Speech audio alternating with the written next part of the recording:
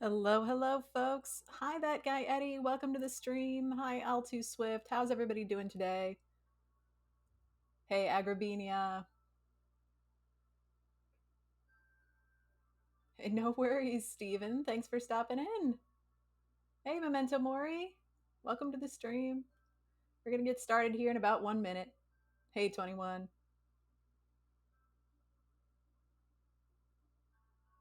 Oh, sorry to hear that, Memento. Well, we're going to talk about some tips for success in interviews right now today, so hopefully that'll help you out. Yeah, it's rough sometimes, isn't it? Hey, Copper Lily.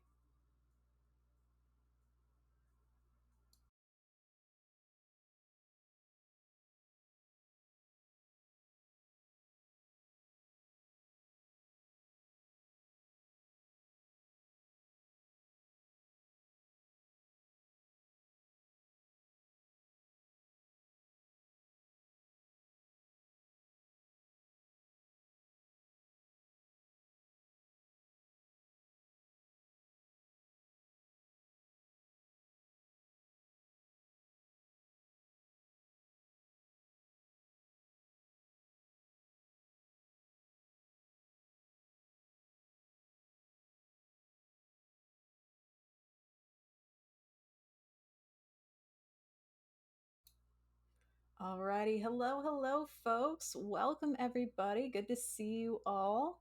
I hope y'all are having a good weekend. Hey, Stephanie. They say I was literally just watching and working on your building a restaurant video on YouTube. Oh gosh, yeah, that was a fun one. I really loved that one. That was the pizza restaurant one, right? Where we built the restaurant for a pizza. We built a website, sorry, built a website for a pizza restaurant, right? Hey, Robico, good to see ya. Oh, that's right. Yeah. The meat town. Yeah. Oh god, makes me laugh every time. Hey, Jack Jacker, welcome. Yeah, we're gonna get back to more project streams here really soon. Um, 21 says I need to get reacclimated to non 1.5 speed Mind Wolf voice. Yeah. And that's a great tip too. If you are watching my streams on YouTube, or if you are watching Leon's streams on YouTube, or wherever, you can speed up those videos. A lot of folks do that. They will, find a stream. They'll choose the playback speed. They'll speed it up to 1.25 or 1.5. A few people do 2x speed. That's a bit much for me, but yeah, if you're really trying to slam through some material, you can speed it up a little bit. Stephanie says, yeah, you mentioned Unsplash, which is a godsend. Yeah, so if you're building a website for a client or for yourself, or you're building an app and you just need some images, like some flavor, like a background image or icons or really beautiful photography, try Unsplash. I'm sure many of you know about Unsplash already, but if you didn't, just unsplash.com. They are free, so you don't have to pay for these images. They're free images. They're uploaded by the photographers. You are able to use them. I always try to provide credit in some way to the photographer, but they're free to download, free to use, high quality, high definition images, in pretty much any topic that you can download for free. So unsplash.com, if you need some images for your website or for your client.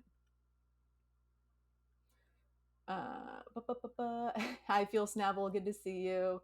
Hey, Chaotic. Good to see you. Jack says, I read from people on Discord, you will be with Leon on the third cohort. Yeah, so the third cohort is starting soon for 100 devs. If you are involved with 100 devs, the third cohort will be starting soon. The current tentative date is March 5th. It's currently February 4th, just to give folks a sense of time and place here. So the current tentative date is March 5th, which is a Tuesday, I believe. That could change depending on the market. As we were kind of talking before the stream started there, the market's a little rough right now, as Momentum War was mentioning. We know this, companies are doing what companies do. It's a roller coaster, right? It really is. If you look at the job market over time, it goes like this. And for those of you, if you might not be watching videos right now. I'm making a roller coaster motion with my hand. And it, it's all cyclical, right? And so we have to be kind of strategic about when we start things. And as many of you know, I'm currently a mod on the Discord, on the 100 Devs Discord. So I'm working with Leon in helping make sure that things are ready for the next cohort. I will be streaming during the next cohort. I'll be keeping this current schedule, and I may be adding, another stream to the week as well. During the last cohort, I streamed twice a week. So I did one on Sundays and then one on I believe it was Wednesdays between the Tuesday and Thursday classes. So yes, I will continue my streaming schedule, and I'll be switching to 100 Devs content.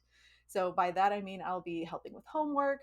If you are going through the 100 Devs cohort and you need some help with the homework, we'll be going through it live on stream, step by step, talking through it just like we do here on my regular streams. So if you've never seen one of my 100 Devs streams before, we really do. We take the homework, we break it down, we talk through it, we work through it, we get it done so you can be successful. So yes, I will be continuing to stream for the third cohort as well. All right, let me catch up here.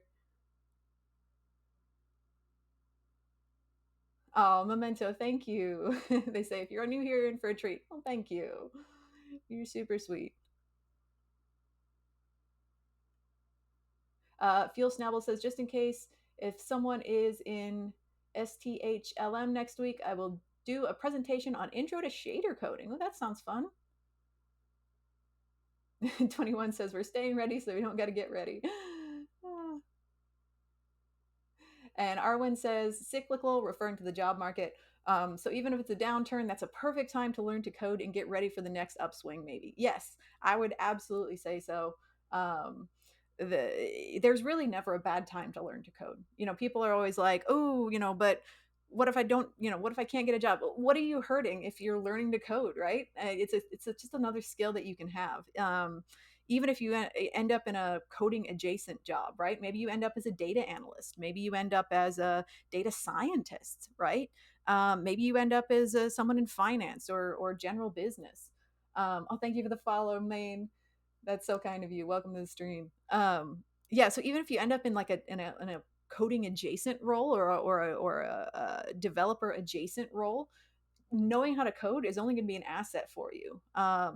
There's so much I wish I would have known when I was a data analyst as far as coding. I could have built so many cool macros in Excel. If I'd have been better at SQL, I could have. There's so much more I could have done as an analyst. And so yeah, it's never going to hurt you to learn this stuff. Absolutely. DJ says, what date is the cohort? Currently tentatively planned for March 5th. Oh, Fuel. Okay, so Fuel Snabble says if anyone's in Stockholm, they're going to be teaching a course. Okay, I didn't quite understand what that was. I thought it was an acronym or a conference or something. But that's awesome, Fuel. Oh, thank you, Dremoto. They say thank you for everything you did to help out with cohort 2. I helped out with cohort 2 because I had to. By that I mean I was actually taking cohort 2. I was a student.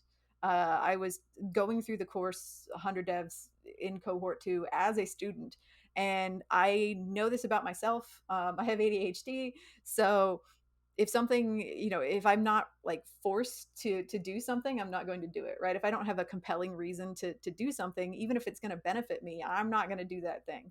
And so I started streaming really to help people, but also to keep myself on track and to make sure I actually did the work. So when you were seeing me teach in cohort 2, I had literally just finished the homework the prior day, and then I would immediately turn around and teach it to my viewers. So you were watching me learning in real time sometimes, but it turned out to be really beneficial. It helped me understand things a lot better. Oh, thank you, Jack. Dreamoto says cohort 3 is going to be so interesting. Excited to watch a few live classes. Yeah, cohort 3 is going to be really interesting. I don't know all the content yet, but I assume it's going to be fairly similar to cohort 2. But I'm sure there will be some updates as far as changing technologies. I think there's going to be a larger focus on React, which I think is great. React is really common, and also it really helps you build amazing applications really easily. I love React. So I'm excited about that. I think there's going to be more of a focus on SQL. Obviously, I'm pumped about that. My day job is I'm a SQL developer, is what I get paid for during the day. So I'm pumped about that too. More of a focus on backend SQL databases, that kind of thing as well. Jim Fix says, "Hello, how are the pets in the wolf pack doing? They're doing great. My dog is asleep on the couch right over here. Yeah, everybody's doing good. Let's see, catching up with chat. Da, da, da, da. Fuel Snubble says, another good thing with coding is that it's a very international skill. So even if it's tough in one market, you might find work in other places. Yeah, absolutely. Uh, Coding is a really flexible skill as far as location, as far as industry. There's need for coders in literally every industry, right? At the very least, everybody needs a website, and really every business needs a database. Every seems like every business needs an app now too. So I mean, it really, in whatever niche you decide to be in, whether it's front end, back end, mobile, you know, anything, you can, there's a niche for you in whatever industry you're in. So even bonus points if you're coming from another industry, right? If you're coming from, if you have previous experience in, say, food service or medicine or whatever, those specialized skills can then help you get a job as a developer in that industry, because they're going to appreciate that you understand the industry already, right? You have a background, you know the terminology, you know when something looks correct or when it doesn't. And so that's really going to help you. Chris says, any soft skills you think matter along with good coding skills? Yes, absolutely. Um, Being a developer is less about coding than you would think. And I'm sure a lot of folks who are already employed as developers can back me up here. Uh, a lot of being a developer is negotiation, it's understanding, it's compromise, it's documentation. So, you know, you're going to have to interpret business requirements and turn them into code, right? So you're going to have to understand what the customer is asking for, even when the customer doesn't understand it. You're going to have to know how to push back on requirements that don't make sense. You're going to have to know how to document things in a way that other people can understand, that customers can understand, that your coworkers can understand. You're going to have to know how to work well with coworkers, right? Because coding is a team effort when you're unless you're working for yourself, and just as a freelance person. But even when you're a freelance person, you got to be able to work with other people, because it's a team effort. So yeah, and as far as getting a job, I mean, good interview skills come in handy, because when you're in an interview, they are they don't really care. I shouldn't say they don't really care, but they care less about how well you can code and more about how well you can explain your process and show that you understand what you're doing, and that you can then share that understanding with others. So that's why things like coding challenges show up in interviews, right? It's not so much that you know, six different languages, coding languages, and you can solve you know, six code wars a minute or six lead codes a minute. It's more about, can you talk through a single problem and explain why it works the way it does, and you know, answer questions from the interviewers, and make yourself seem likable and approachable while you do that. But yeah, that's a great question. uh I'm way behind in chat. Sorry, I'm catching up. Fuel says, how many also many software started from a person knowing some programming but knowing a domain really well and creating a killer app for it. Yeah, that's a great point. A lot of, for me, build a lot of projects and things that I build are when something frustrates me enough, like I can encounter something at work, and it frustrates me so much that I'm like, I need to automate this. I need to build an app so that I never have to do this thing again. And then I go and I build an app for it. And so that's how a lot of things get started. DJ says, is it during cohort 2 that you learned how to code? I was already coding in SQL before cohort 2. I was already employed as a SQL developer, but SQL was the only language I knew.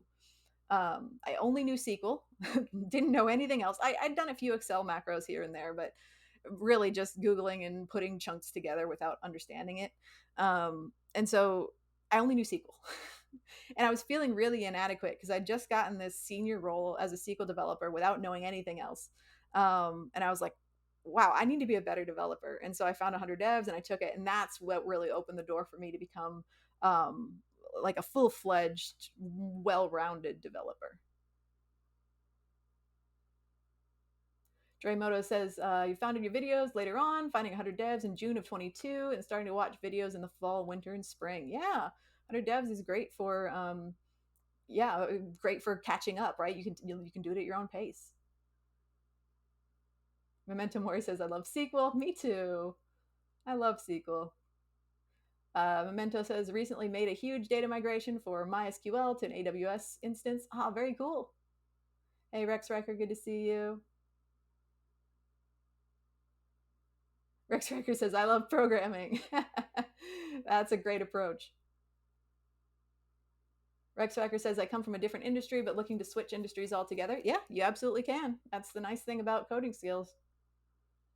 Memento Mori says soft skills are everything. Absolutely. And Fuel Snabble says normally I code maybe 20% of my time as a developer. Yeah, same here.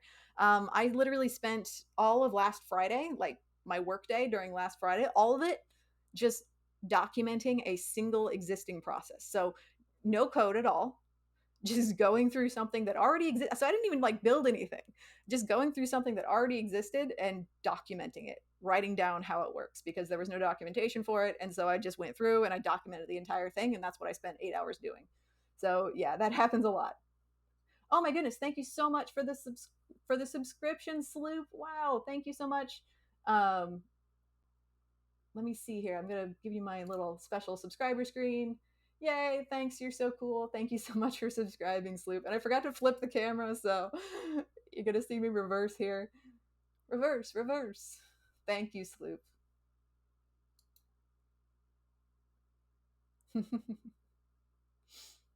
Yeah, and being a developer, you're going to work with both technical and non-technical people. So don't expect to go in and only be talking to your coworkers who already know how to code and all this stuff. You're going to be talking to business people more than you think, and they don't know nothing about code.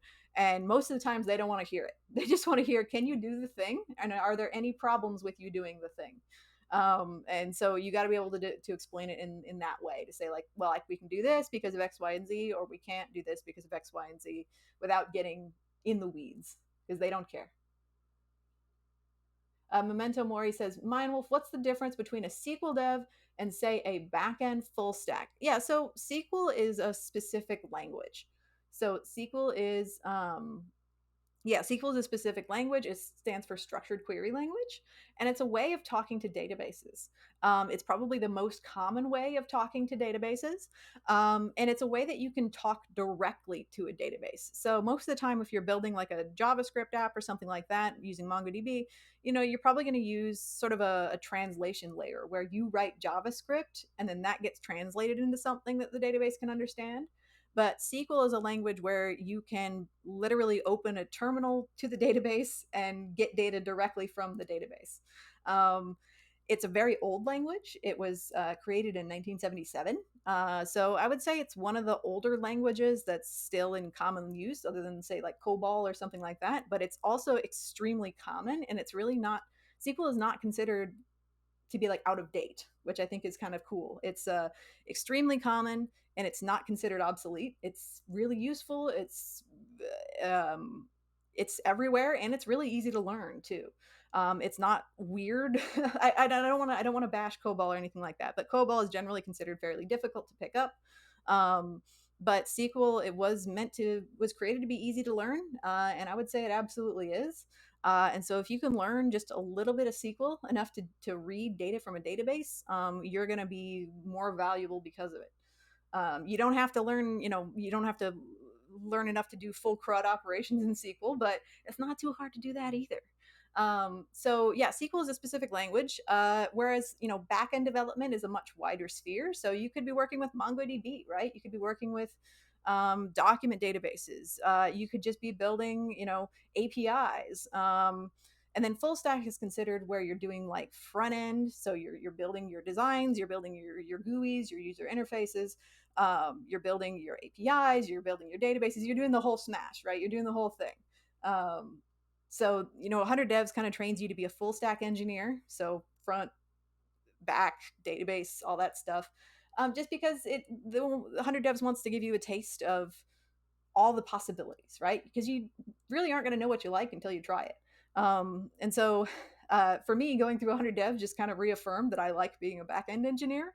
But some people are like, well, hey, actually, I think I like the front end, right? Um, and so yeah, there's all sorts of things to learn, but um, I would say that front end, back end, whatever, none of it is any better than anything else. Just people tend to find that they have an affinity for one or the other, and I just tend to have an affinity for the back end. Do, do, do. Copper Lily says, "Love your shirt. I worked at Kennedy Space Center for about a decade. That is so freaking cool. I would love to hear more about that sometime. I love space. Apollo 13 is my favorite movie, like of all time. I love NASA. I love space. I love space exploration. I love science fiction. So I would love to hear more about that experience sometime there, Copper Lily. That is so cool." DJ says, "You teach SQL on Twitch as well?" Yep. If you go to my YouTube channel, exclamation point YouTube, you can find my SQL streams if you're interested in learning SQL. I have several introductions to SQL where we just talk through the basics. By the end, if you watch any of those streams, by the end, you will learn enough to do basic SQL queries. And usually basic, create, read, update, delete queries as well. So enough to pass the sniff test in a entry level interview.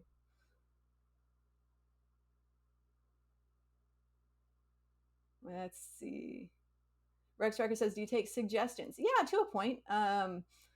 Usually I kind of have some things that I plan to talk about, but if you have a suggestion, feel free to share it. Fuel says C is quite commonly used. It absolutely is. Yep.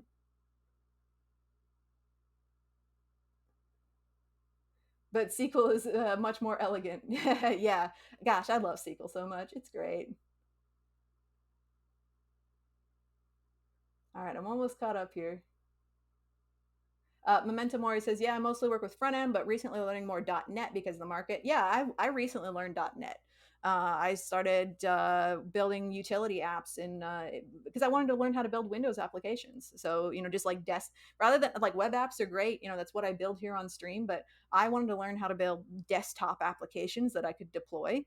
And so yeah, I started learning C Sharp and .NET, and that's been really fun. I'm actually going to be presenting at a conference in March about some C Sharp apps that I built, some Windows applications that I built.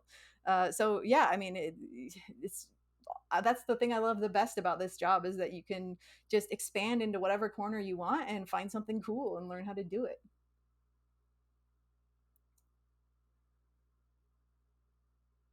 DJ says their first programming language was Java, um, and they didn't finish it, but they were still in school studying mechanical engineering, just concluded. Oh, you concluded your master's in mechanical engineering. That's so cool. But you have a passion for tech. Yeah, you can come into tech from any angle. I don't have a computer science degree. I didn't start out learning how to code. I thought I was too dumb to code for most of my life, which is absolutely not a thing. Don't think like that. And yeah, I just kind of stumbled into this industry, and I love it. It's great. Memento says APIs are fun, definitely a mindset change going from front end to back end. Yeah, yeah. Oh, Jonas, you're going to be revisiting all the katas today over here, except with C Sharp. That's so fun. Yeah, if you know another language, feel free to do that one instead. Memento says, "I will say this, I found it easier to make projects for my portfolio with the front end, but struggle to come up with API ideas for the back end." Yeah, I mean, making visual stuff is always going to be easier for a portfolio, right? Like as a SQL developer, I'm like, what the heck do I put on my portfolio, right? Because it's not going to look good. And so, yeah, it's always easier to come up with visual ideas.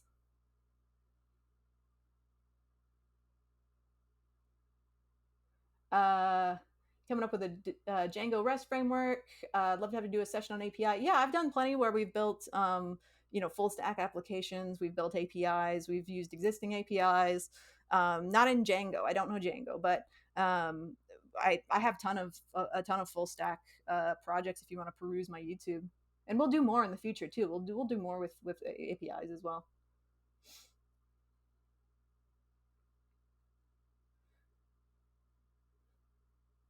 Yeah, there's plenty of and yeah, there's plenty of, if you want to practice SQL, there's plenty of places out there that let you practice SQL. Codewars is okay. It doesn't have a great environment for executing SQL.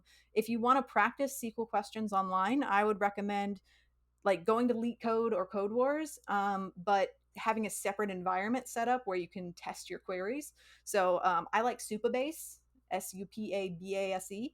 Supabase, it's really quick, easy and quick to spin up a SQL database, and then you can run your queries in a very clutter free environment over there, and test them as much as you want. And yeah, Fuel Snabble says one of the best features in SQL that they use daily is it's so easy to run what if scenarios. Yes, that's the best thing about SQL is you can come up with any scenario as long as you have the data in a database. You can come up with whatever scenario you want and just write out a query in 10 seconds, test that scenario, and without having to build a whole application around it, right?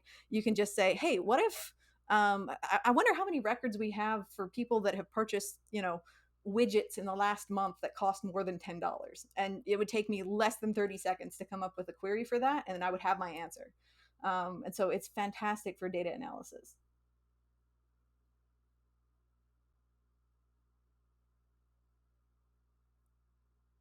21 says, will your conference be streamed somewhere? That's a good question. I'll have to look that up. Yeah, I'm not sure if it was streamed during the pandemic. I'm not sure if it's going to be. It is a paid conference, so I'm not sure if it's going to be a free stream. I'll have to look into that. Because yeah, it's one of those that costs money, unfortunately, to attend. So, hey, Adil Sid, good to see you. John says, new role starts tomorrow. Congratulations. Wow, good job. Yes, and anybody can learn how to code. Thank you for reminding us that Memento Mori. Absolutely, anybody can. It's all about consistency, right, and practice. Just like learning an instrument or riding a bike, it's more about the practice than the aptitude. Yeah, we're gonna get to it. Yeah, we're gonna get to it. We'll get to the code wars here in a second. We're having a great conversation so far, but we will switch to the meat of the thing here shortly. And Copper Lily says sharing about their history with uh, working with NASA. They worked with oh my goodness, you worked with astronauts and worked in California when Discovery landed. So the space shuttle Discovery. Experiencing the loss of Columbia was devastating. Yeah, I imagine. Gosh. Oh wow, she was the bird you had trained on. Wow, that is incredible. That is amazing. I love. Thank you for sharing that, Copper Lily. That's incredible. I'm high key jealous right now. That's so cool. 21 says recently finished your SQL and Supabase videos, much easier to integrate than MongoDB, using it in a React app. Yeah, SQL, that's the reason why SQL databases are still the king, even though other options exist like MongoDB, which are great for their own reasons. But dang, I mean, SQL is number one. Adil says, your thoughts on Copilot? I think it's great. I think if you're learning how to code, you shouldn't be using Copilot right out the gate. You should learn how to do it yourself first, and then once you actually start, uh, you know, getting into really building things and understanding the patterns and knowing what you want, then you can turn on tools like Copilot. But when you're learning, do yourself a favor and don't start out using it. And I think we've got a new follower here. Ayo, thank you so much for the follow. Good to have you here. Appreciate it. Alrighty. Hey, Leo, good to see you. All right, let's little pause here in the conversation. So let's go ahead and switch over to what we're doing today. We're going to be doing some more code wars today. Very similar to the last stream that we had. If you joined us last time, if you didn't join us last time, that's no problem at all. We're just going to be working through some code wars problems, and most importantly, we're going to be working through them in a way that would be similar to how you would do it in an interview. Oh my goodness, Rascal 2, good to see you, my friend. They say, yep, SQL is tried and true, ain't going anywhere anytime soon. Yeah, absolutely, I would agree. It is eternal. All right, so what we're going to be doing today is just some more questions, and we're going to be keeping things chill like we've been doing so far. Feel free to ask questions, make comments, whatever. Just keep things polite and respectful like y'all have been doing. Y'all are great as always. And yeah, so we're going to be picking that up. And like I say, we're going to be talking through these questions the way that you would in an interview, like in a job interview. So we're not just going to be going in and seeing, how quickly we can answer them without talking. We're going to be following what we call the prep method. So, anybody remember what prep means? PREP. Anybody remember what that stands for?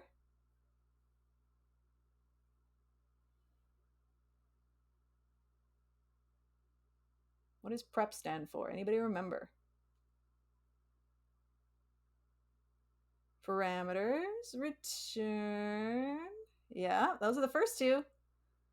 What does the E and the P, the E and the last P stand for? Examples and pseudocode. Yes. So that last one is, is a little bit of a fake out, right? Pseudocode. But yeah, so the four letters in prep stand for parameters. So like the inputs, what goes into the problem. The return stands for what comes out of the problem.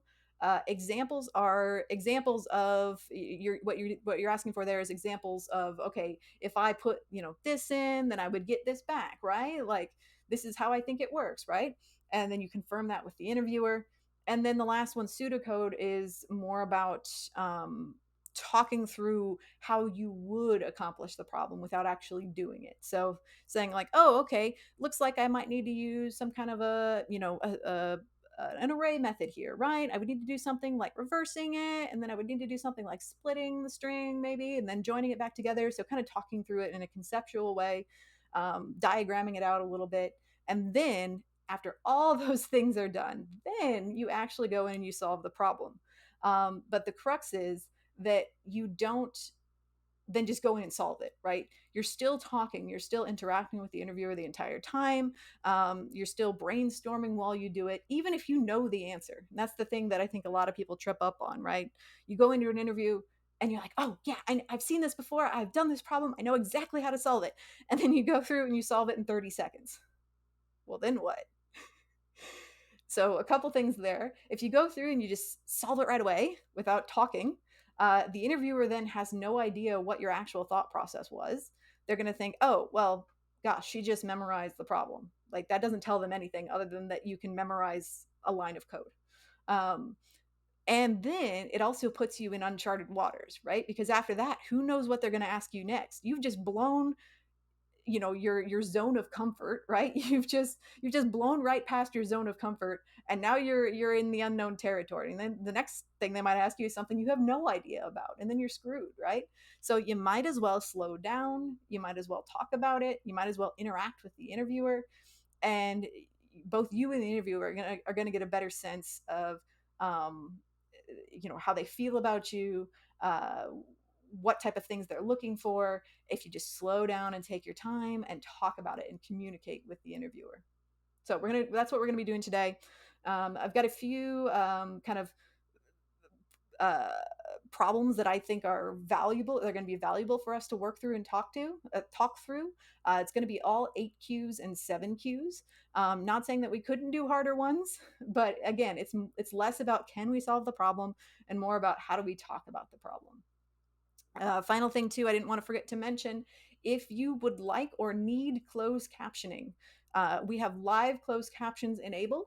You can hover your mouse over the right side of the window over here, about here where the chat is. You can hover your mouse there and you should see a little closed caption pop up. You can click that and turn on closed captions if you would like them. They're not going to be perfect because they're live generated, but it's better than nothing. All right, Minitech says, it might be cool to catch an interview on stream with you and Mindwolf talking to Copper Lily about your highlights working in California. Oh man, that would be amazing. I don't want to put Copper Lily on the spot though. So oh, Copper Lily says, if only I wasn't a terrible speaker. I'm sure you're not, but hey, I appreciate you sharing. That little anecdote about your about working with NASA. I feel like I'm in the presence of a celebrity. Mattel says, my niece taught a technical writing class. It's all about describing the problem. Yeah. And again, that's also going to show the interviewer how well you can communicate with customers. Because if you're just going to sit there and code silently, you're not going to be any help, in communicating with the customers. Hey, Esther, good to see you. Uh, Memento says, when prepping for an interview, do you strictly use Codewars or do you venture into Leet Code too? In interviews, you're probably going to be encountering more Leet Code problems. In 100 Devs, we usually start out with Codewars because those are a little easier, a little bit more low key, help you practice prep methods, and then later on we move into Leet Code. And I've done Leet Code here on stream too. You can Google that on my YouTube channel or search that on my YouTube channel. Yeah, exactly. Oh my goodness, thank you so much for the subscription, RDT. You're very cool. Thank you so much for subscribing. Great to have you here as always.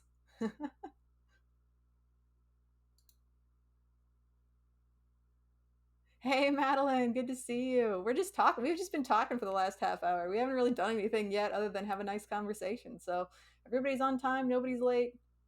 No worries, Ellipsis. You're not late. Rascal says, plus, the good interviewers want to see how you are to work with, which is something no GitHub project or HackerRank can show them. Yep. Doesn't matter how many green squares you have on GitHub if you're not going to be a good person to work with.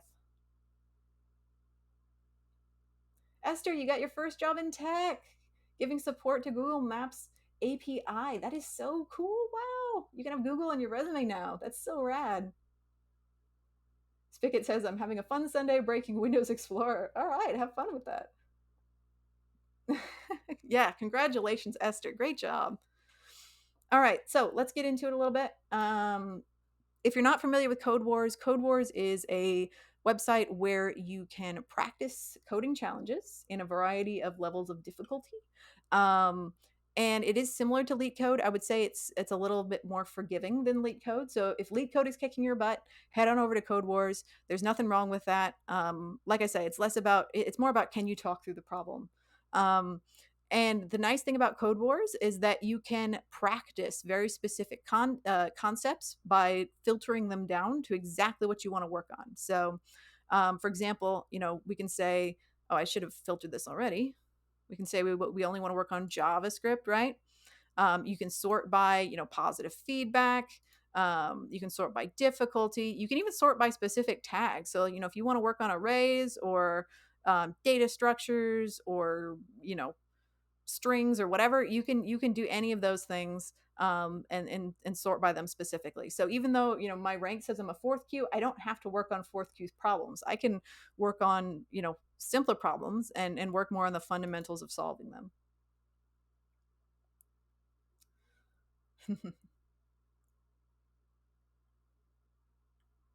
Oh, you're trying to wipe a hard drive. Wow, and recover some data. That's rough stuff. Good luck with that.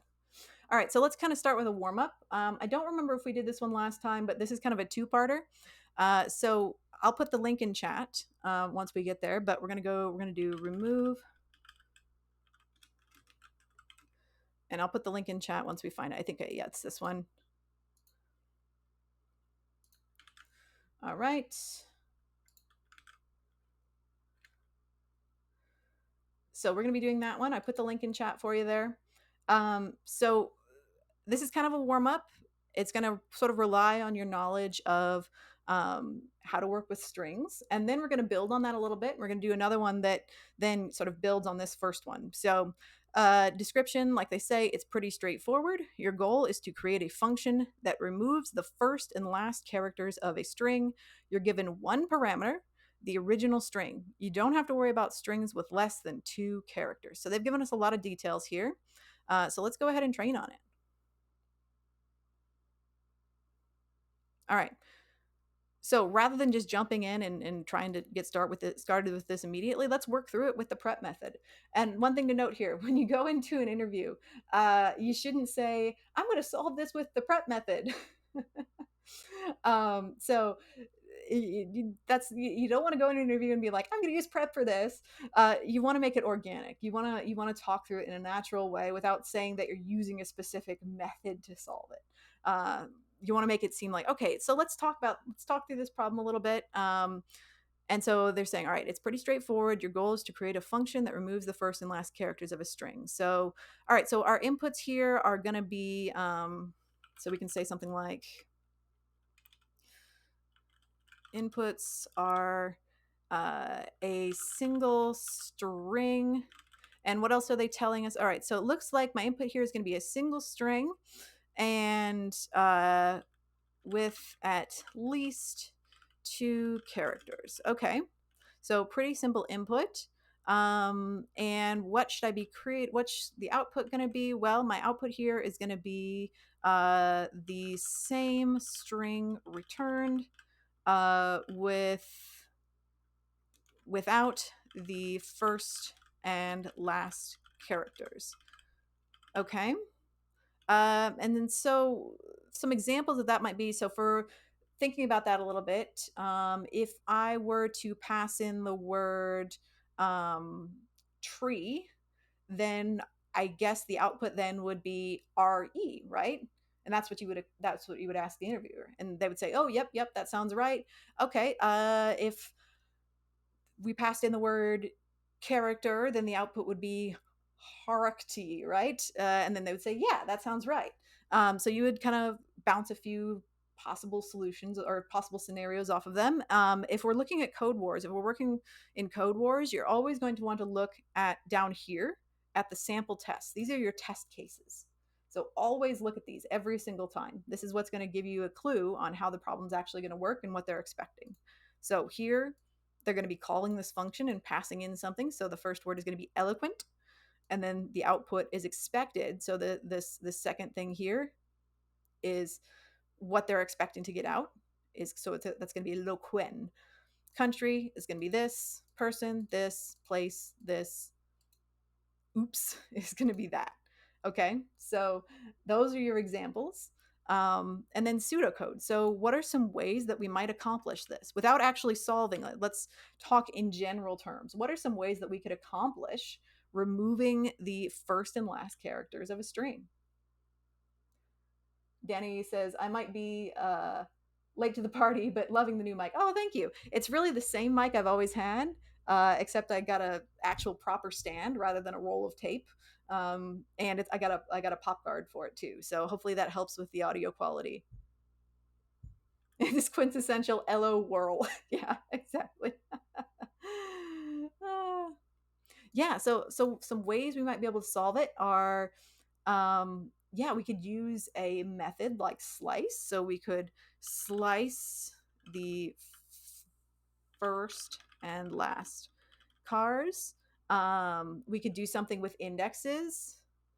And so, yeah, we might say like something like slice the first and last cars by identifying their indexes. Yeah, we could totally do that. And or we could brute force it. We could do it with a loop, something like that. Absolutely.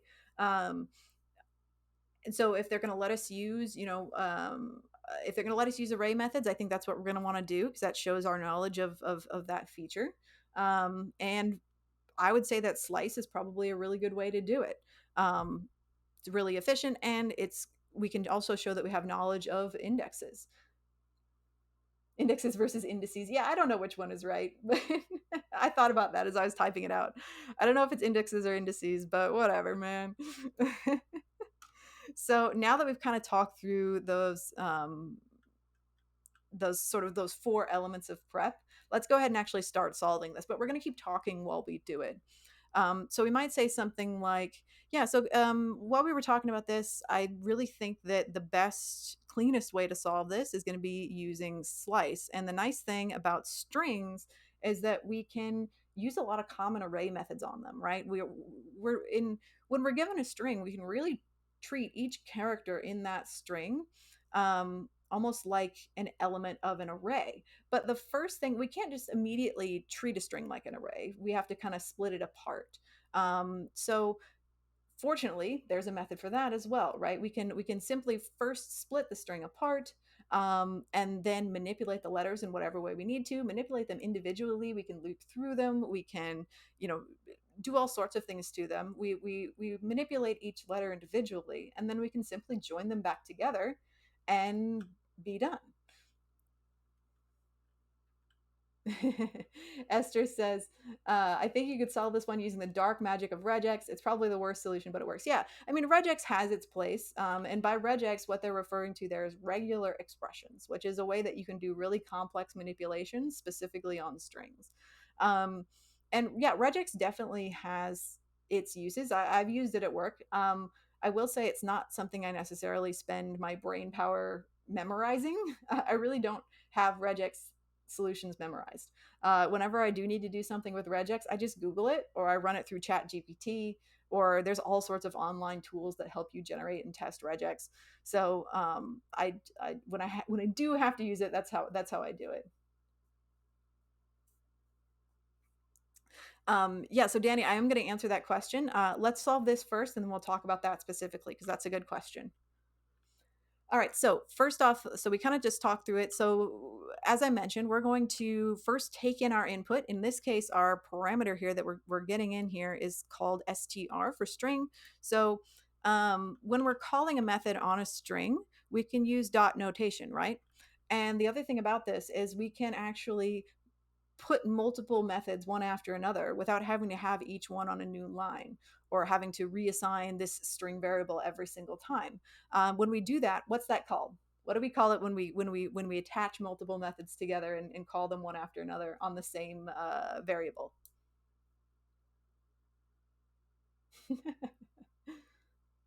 Yeah, it's called chaining, right? When we put these things together like this, we're gonna be using chaining. So that's a great vocab word to pull out in an interview. So you're like, I'm gonna chain these methods together to make it more efficient, right? So and actually, I don't think we're actually going to have to do for this one, for this particular one, we're actually not going to have to do any chaining. We do that so often that I was just thinking about that. But I don't think for this one we're actually going to have to do any chaining of the because of the method we're actually using. So actually, I think what we're going to do here is we're just going to say return and then string. And then as mentioned, we're going to use the slice ability. And what slice allows you to do is literally slice a string at whatever point you choose. And so we want to essentially chop off the first character and the last character. Now, slice actually takes in two values. The first value is where we start in the string. So the bit of the string that we want to return, the first value that slice takes in is where we start in the string. And then the last value is essentially where we end in the string. So what should my first value be here if I'm using slice and I want to chop off the first character in the string, or not, I should say this, maybe not return the first character in the string? What should the first value be that I pass into slice?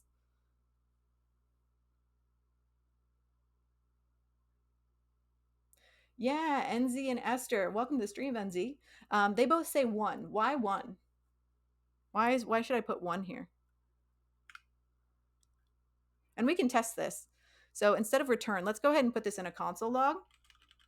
And you're going to want to do this too. If at all possible during the interview, you're going to want to do console logs and iterate in this way.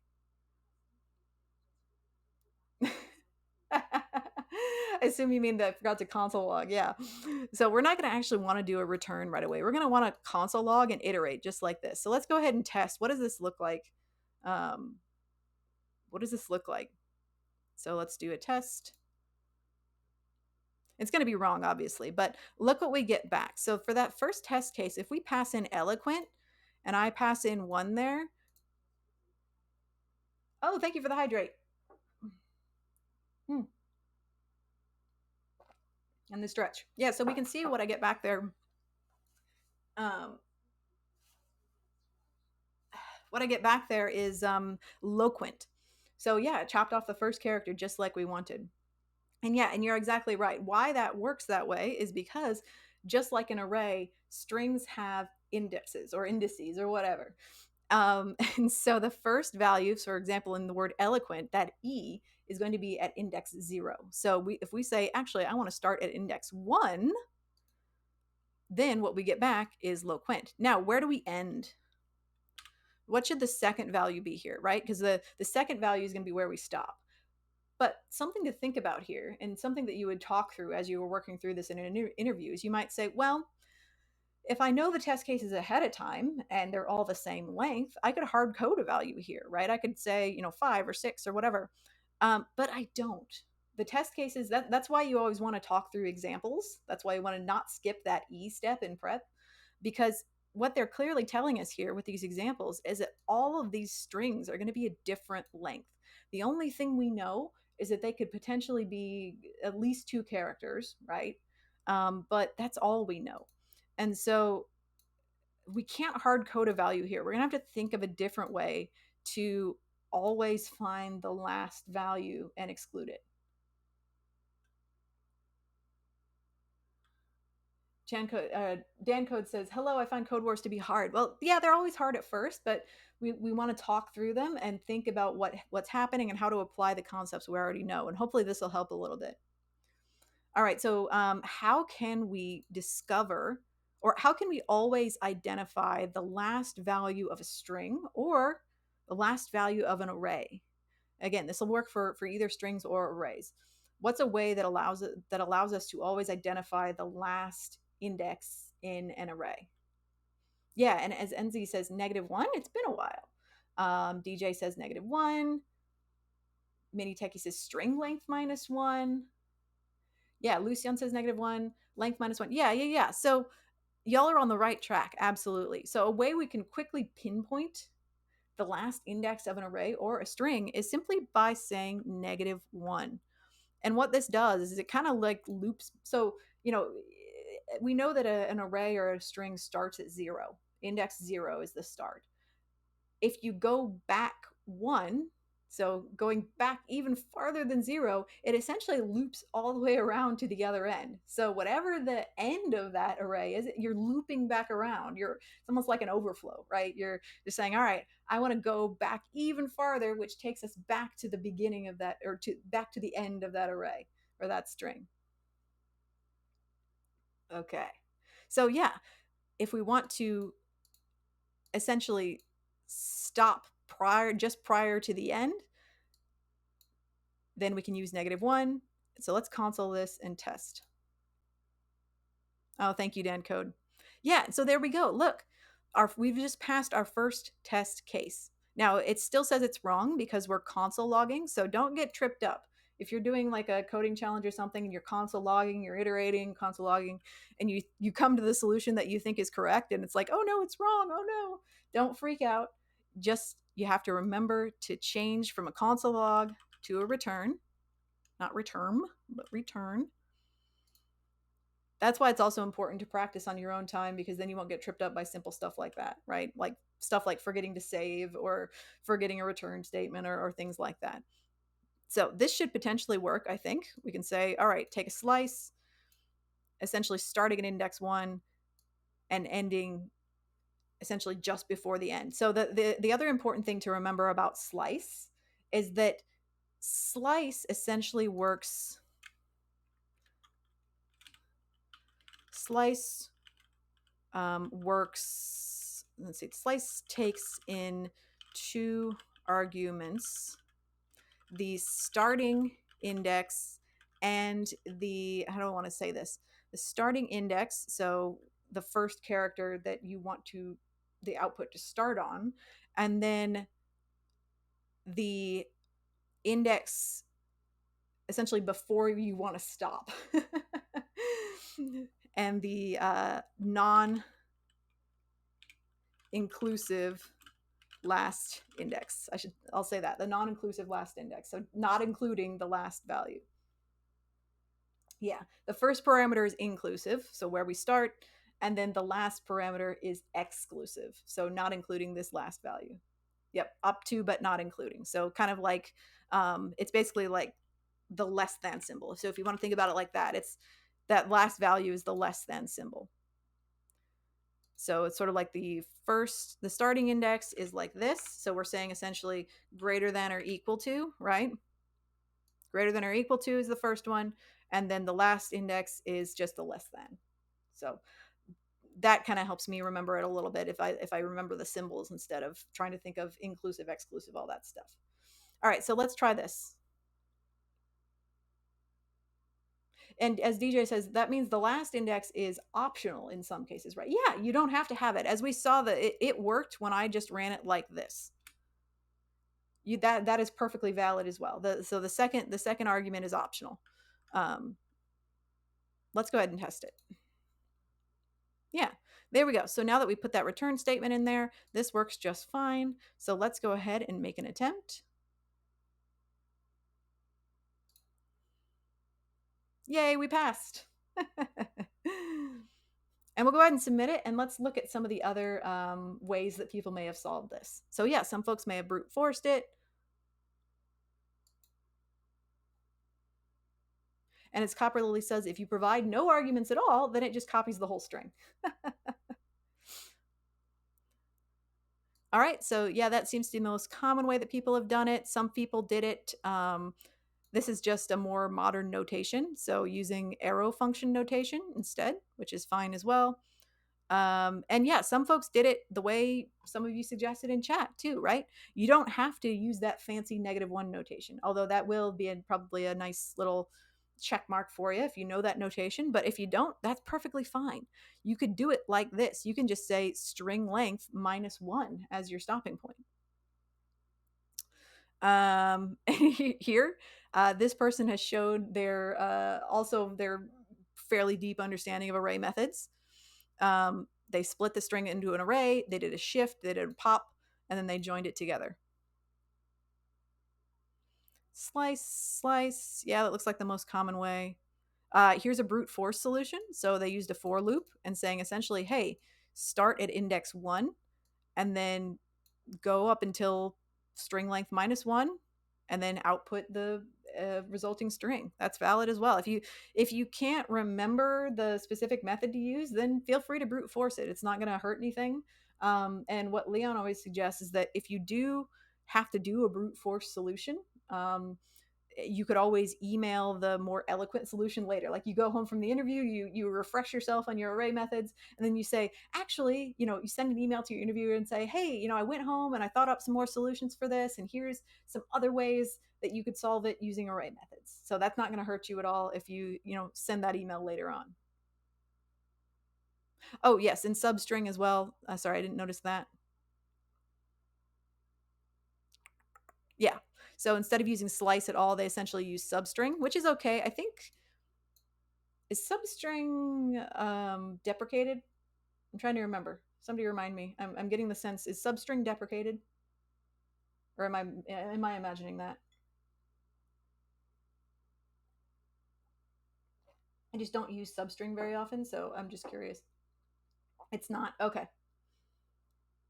Oh, yeah. So subs str. Yeah, that's right. Thank you, Rascal. Thank you, Tame Mister. I knew that there's something about that was deprecated. Dan Code says, so cool to play about with the indexes. Yeah, it is cool, right? And Strain says you could always make it an array and use reduce to prove to your interviewer that you're the best coder of all time. Oh, and Dan Code says, what is the picture on your mug? Glad you asked. It was a going away present from my last job. It's an inside joke, but yeah, it's backwards here, but it says a naughty word and then my name, and it has a cat in space. So feel free to pause it and read that backwards word if you want. I'm not going to say it, but yeah, it's my favorite mug.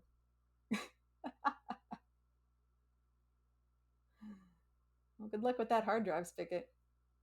Reduce always reduces my chance of understanding the code. Yeah, reduce is wild. It takes some time to wrap your head around it, definitely. Now, there was a question I wanted to get back to. We're going to take a break here in a minute, and I want to take the few minutes we have before the break to answer that question. So, Danny asked earlier, slight aside, which is fine. But when talking through a personal project for an interview, how do you go about it? Do you talk about technologies you used? Do you walk through each file? Personally, I would not walk through each file. What I would do is talk about. I would get passionate about it. I would talk about what this project means to me, what drove me to build this project.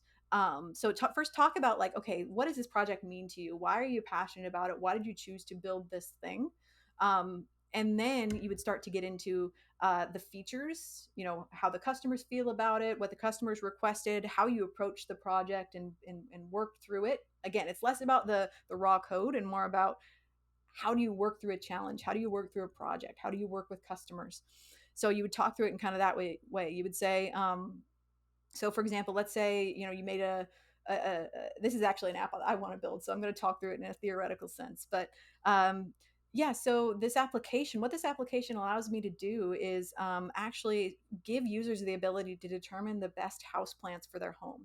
So I know that a lot of us, me included, you get a house plant, you don't know what it needs, and then you have a hard time keeping it alive, and you get to watch it wilt over the next 6 months, right? I'm sure we've all done that. Somebody gifts you a plant, and you just don't know what to do with it, and you mess around with watering it, and you just watch all the leaves fall off until it dies, and that's really sad. And I feel like we should all be better stewards to the environment in general, not just not just the outdoor environment, but our indoor environment. Plants are so important to our health and our mental health, and the best we can do for them is keep them alive and help them thrive. And so what my application does is it actually gives users a very simple, short, fun quiz that they can take about the conditions in their home, about how good they are at remembering to water their plants, whether they have pets that might try to eat their plants, right? There's a lot of plants that are poisonous to animals, and we definitely wouldn't want to put a plant in anybody's home that's going to hurt them or their family.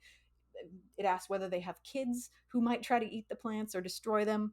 It asks how much space you have, how much sun you have, all these different, very important questions for keeping a plant alive. And then in the end, what it gives them is a list of viable options, and they can click on each option, um, and it gives them a lot more information. It gives them pictures of the plant, and then they can go and take all that information and go to their plant store and really get the best fit for their home. Now, obviously this was a pretty complex project to build, right? There's a lot that went into this, and it was really fun for me to work through the process and figure out exactly how to build it.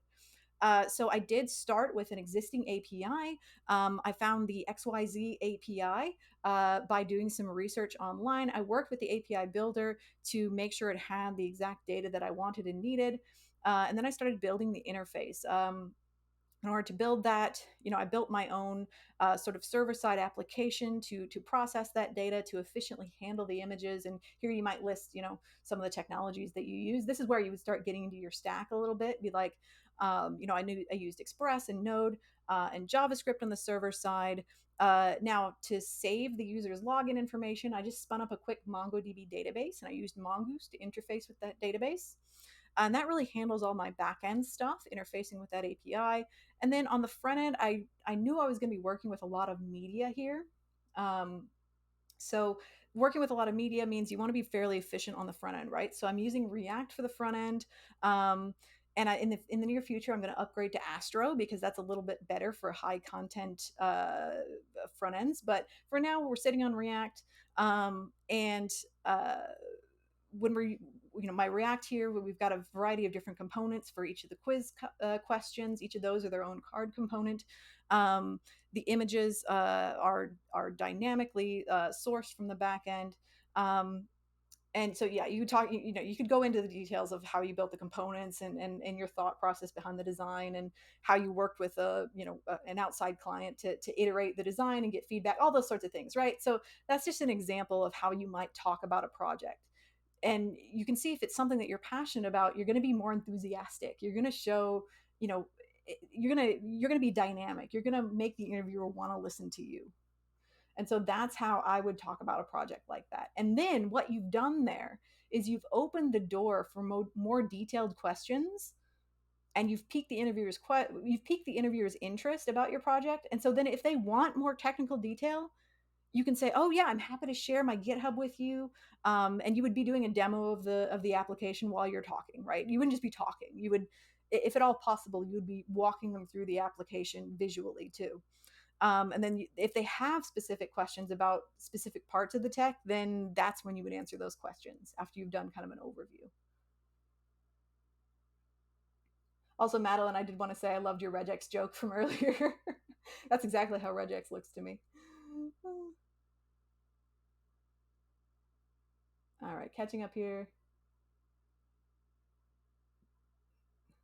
Copperlid says, "My shower curtain is a cat in space, surfing on a slice of bacon." No naughty words, though. That's great. Fuel Snabble says, "I only got plants that can handle a bit of tough love." Yeah, I mean, honestly, me too. Like, I can't keep a succulent alive to save my life. I don't know why. They're supposed to be the easiest to take care of. I just can't do it.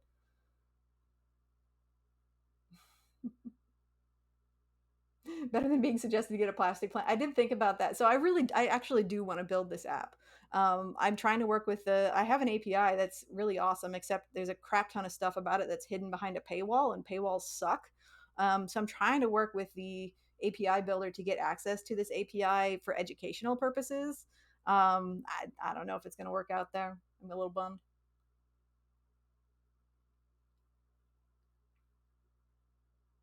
Stephanie says that was so impressive that you were able to talk about a fake project from the top of your head in a tech interview format. Also sounds like a fun project for the future. Yeah, a lot of this is just practice. That's why practice is important. You should be able to kind of spin up a story off the top of your head, and the only way you're going to get there is by practicing these skills. I kind of in my brain, I think of it like a Rolodex. Like you used to some youngins probably don't know what a Rolodex is, but um, people used to have a little like rotating thing on their desk with a bunch of cards with like contact information in them, and you just spun it to spin to whatever contact you wanted to see.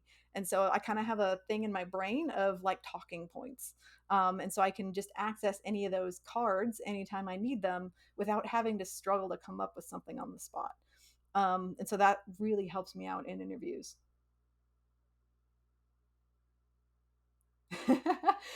Madeline makes a great point. They say, I feel like the two 40-year-old men, I assume that you're interviewers, didn't care about my pink manifestation journal app, but they did seem really happy about how excited I was talking about it. Yes, that's the winner, right? So the actual content, again, it's sort of like when we were talking about the coding challenges, right? The actual content doesn't matter so much as it's about what are you like when you're talking about it. Can you describe it well? Can you be enthusiastic? Can you get attention? Can you keep their attention? And it's all about who are you. What are you like? Oh, good. I'm glad that was helpful for you, Danny. Just Steven says, sorry, still trying to wrap my mind around negative indexes and how that works. Yeah, it's a little weird at first, but if you think about it, so zero in an array, right? Zero is going to be the first index. So what happens if you go one less than zero? Well, that index doesn't exist, right? There's no such thing as a negative one. So what happens is we loop back around to the end. There's nothing below zero, so we loop back around to the very end. And the way slice works is that the last argument is not inclusive. So whatever value you put in there for that last argument, it's going to then back up one more from that. It's going to say, oh, you don't want the last element in the array included. I'm going to back up one. And so that's how we can use that negative one to sort of fool slice a little bit and say, oh, okay, whatever the last value is in that array, we're going to back up one from that. So whenever you see negative one in the context of an array, it usually means that the index doesn't exist. But here we're kind of forcing that a little bit. We're brute forcing it to say, actually, loop back around to the end and back up one. But yeah, it's a little funky at first. Da, da, da. Madeline says it's so funny when people ask for ideas for 100 hours projects. Yeah, exactly. Don't ask other. So I would say you can ask other people for suggestions on your project, but don't ask other people, what should I do for my 100 hours project? Because that's not going to be your thing.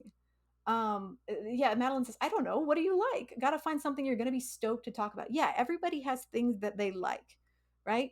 Or things that they're passionate about, or things that make them frustrated. So build something based on that. Don't ask other people what to do, because then that's not going to be your thing. You're not going to be able to get excited about that in an interview. Rolodex were fun to play with when I was a kid. Yeah. It's like a Pokedex, but without the Poke. There you go. I should have just said Pokedex, and y'all would have known what I was talking about.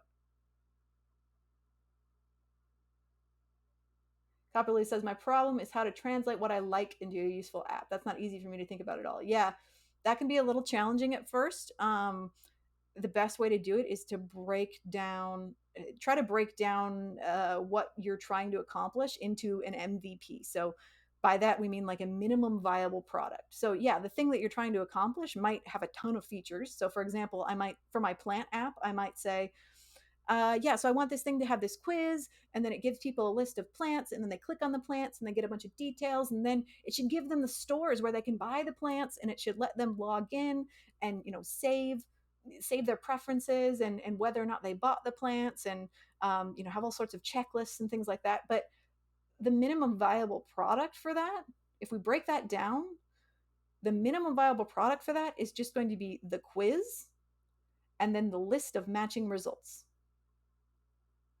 right? And that's the minimum that that app would need to give to have the appropriate functionality, which is give people a list of plants based on their preferences.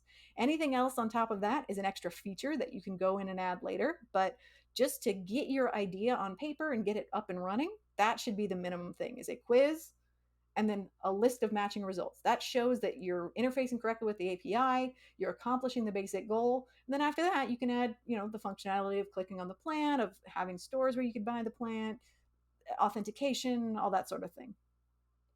So thinking about it in terms of minimum viable product can kind of help you get something started.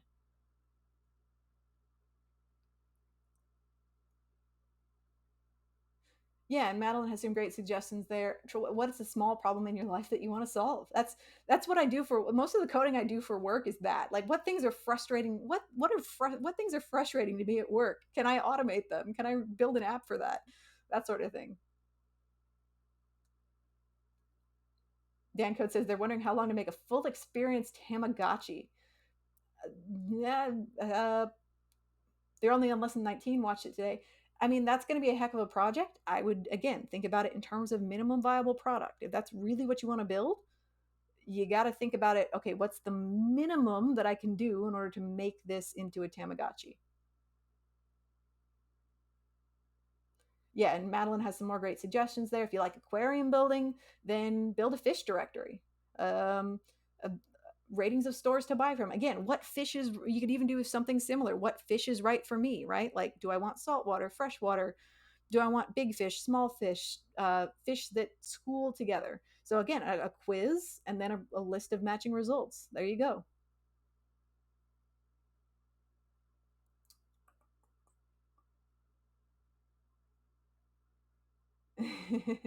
Indifferent. Welcome, Indifferent. Good to see you. They say the terrible thing is that negative indexes are a hack. They are, basically, yeah. You're kind of, like I said, you're fooling the system. Yeah, we can. Well, I would say give it a try, Fuel. See what happens if you do negative 100. I'm catching up, but we do need to take a break, so I'm catching up. 21 says, I made a recipe sharing app because I got tired of scrolling through walls of introductory text on bogged down websites. Yeah, I think everybody hates that, right? Everybody hates those recipe websites that talk about their grandma for 10 minutes before giving you the recipe. So that's a fantastic idea. Madeline now wants to make a fish app. Very cool.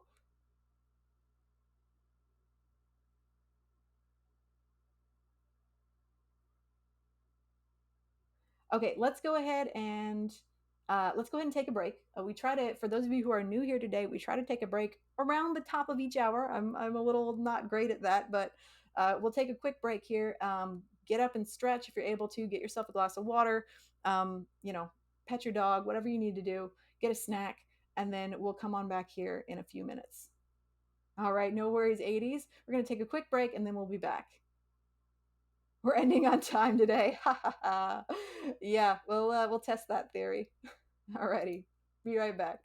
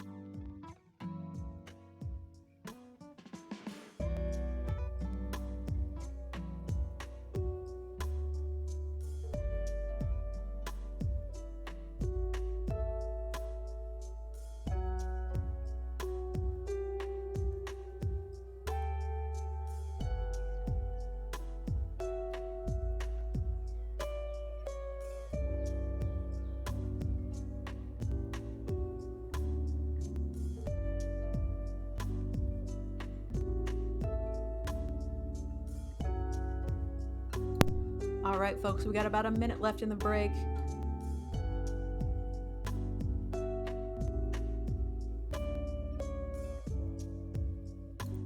Sorry about that. My soundbar just decided it was going to be super loud for some reason. But we got about a minute left in the break. So come on back whenever you're coming back. Get yourself a glass of water, get up and stretch.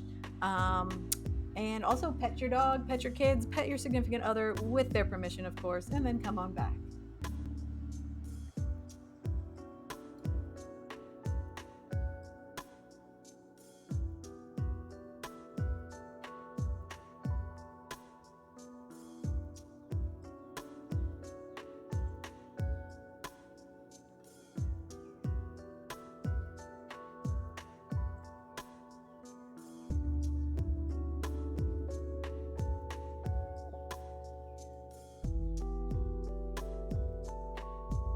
Alrighty, welcome back, folks.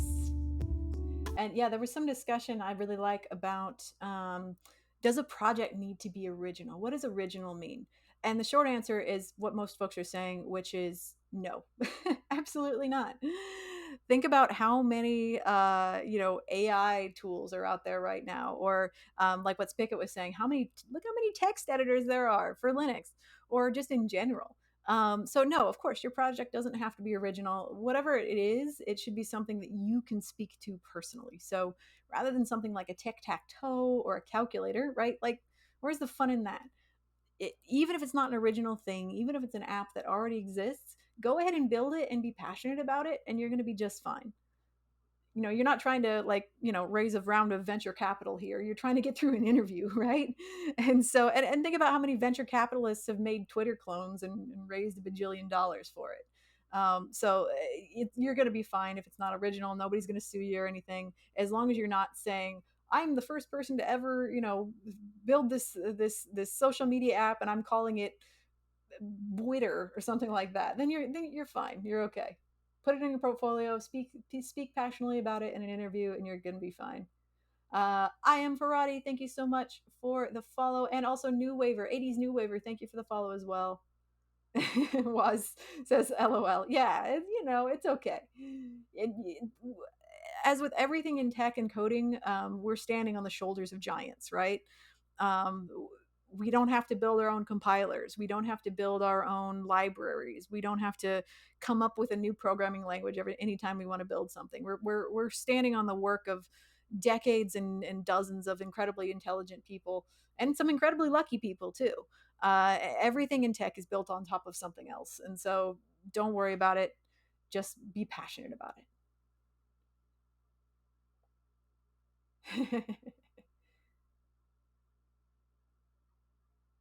All right, catching up, catching up.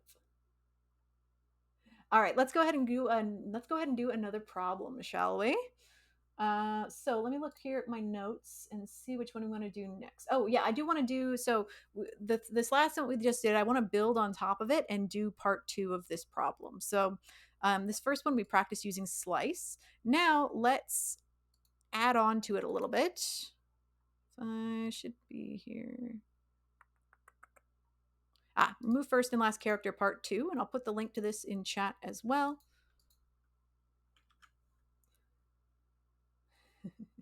My new Twitter clone is now called Z. I mean, and you could also do something like you could build Twitter for a specific niche of people, right? You could build Twitter for Star Trek fans. You could, build Twitter for bird lovers, and make it interesting and fun. So yes, this problem is called remove first and last character part 2, and we're going to kind of build on top of what we did before. So let's go ahead and train on this. 80s New Waiver says, is Codewars like LeetCode? Yes. I will say that Codewars is generally a bit more approachable and a bit easier to get into, just because they have a wider variety of tiers as far as difficulty goes. So 8 Qs are the easiest. They're very entry level, practicing a few basic methods and concepts. So those are good for rehearsing and practicing specific concepts. And then, as you go up from level 8 all the way up to level 1, then you're, I would say by around 5Q or 6Q, you're getting into leet code territory at that point as far as level of difficulty.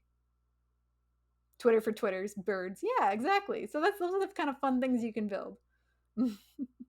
All right, you're given a string containing a sequence of character sequences. Okay, that's the wording here is a bit clumsy, but I think we can figure it out. You're given a string containing a sequence of character sequences separated by commas. Write a function which returns a new string containing the same character sequences except the first and last ones, but this time separated by spaces. So again, the wording here is not the best, so we're definitely going to want to follow the prep method and really make sure that we know our inputs, our outputs, and our examples so that we know what this problem is actually asking for. If the input string is empty, or the removal of the first and last items would cause the resulting string to be empty, then return an empty value represented as a generic value of null in the examples below. So, null is a really important concept, actually. If you're not familiar with it, some of you might not know what null is. Yeah, null is a really important concept, especially in databases. I use null in SQL a lot. So, can anybody describe what is null? What is null? What does null signify?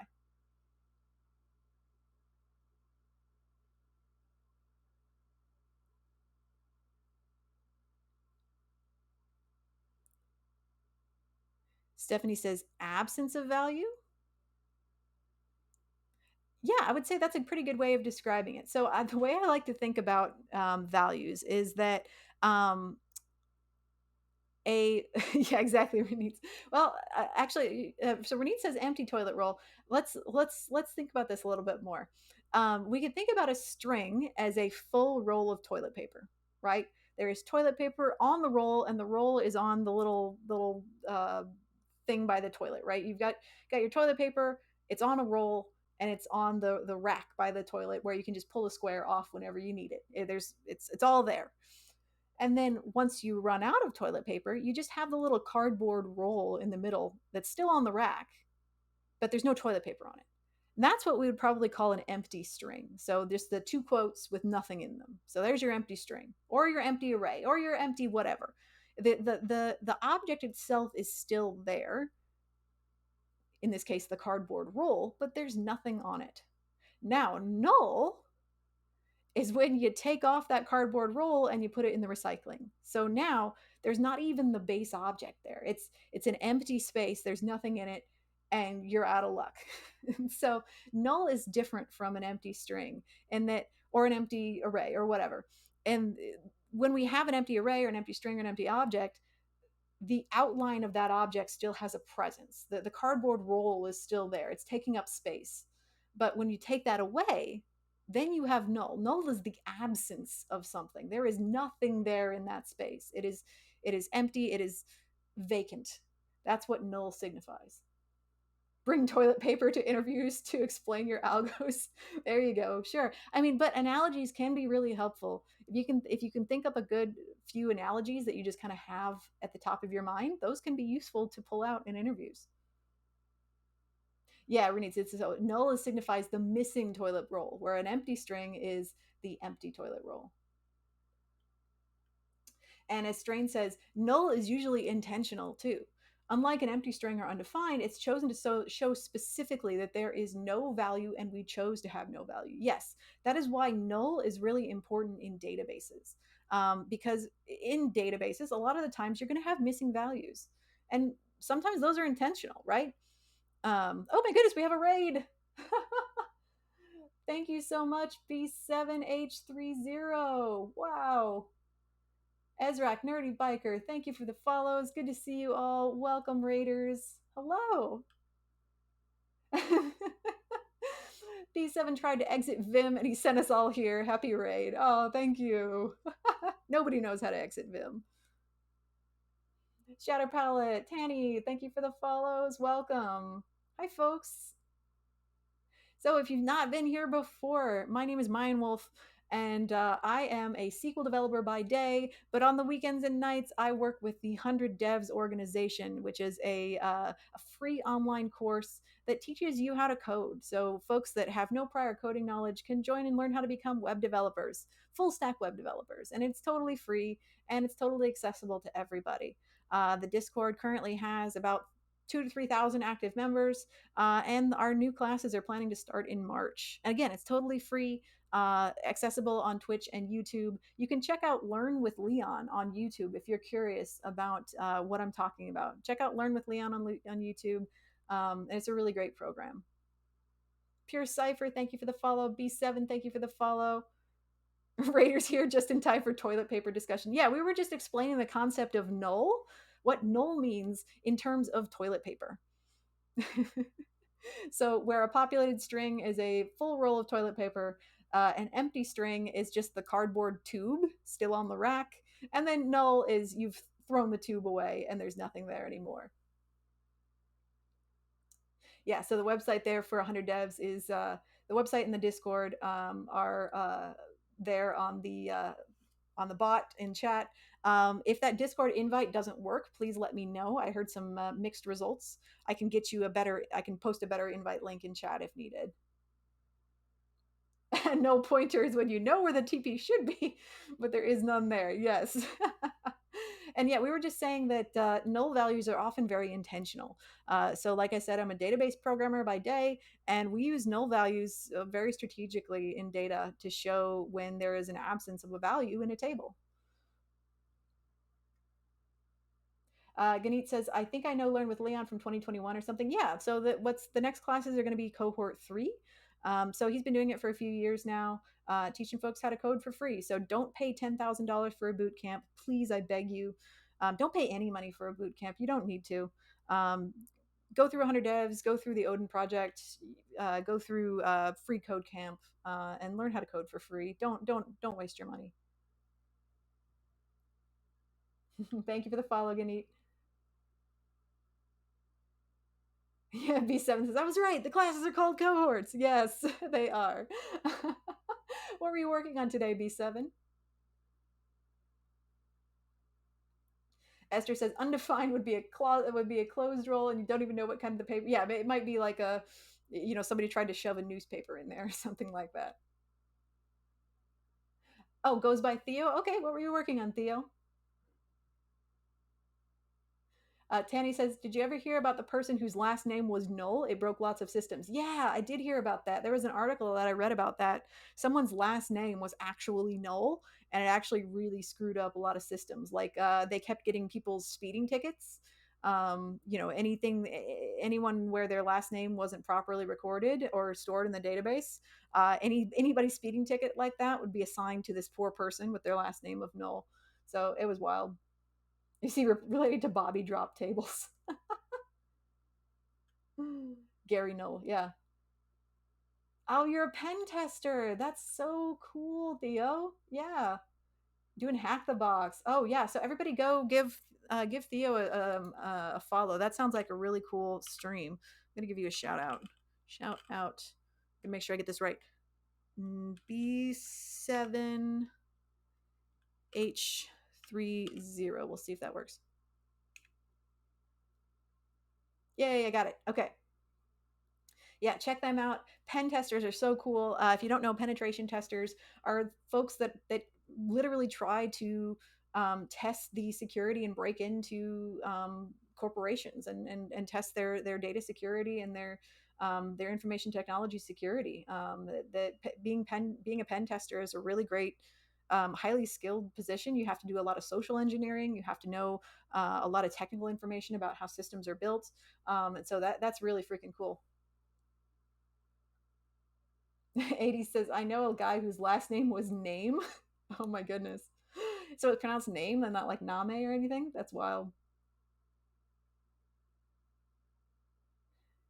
Theo says devs are cool, really like the amazing things you build. And then folks like you, Theo, you're the ones that to make sure that we're not being sloppy, right?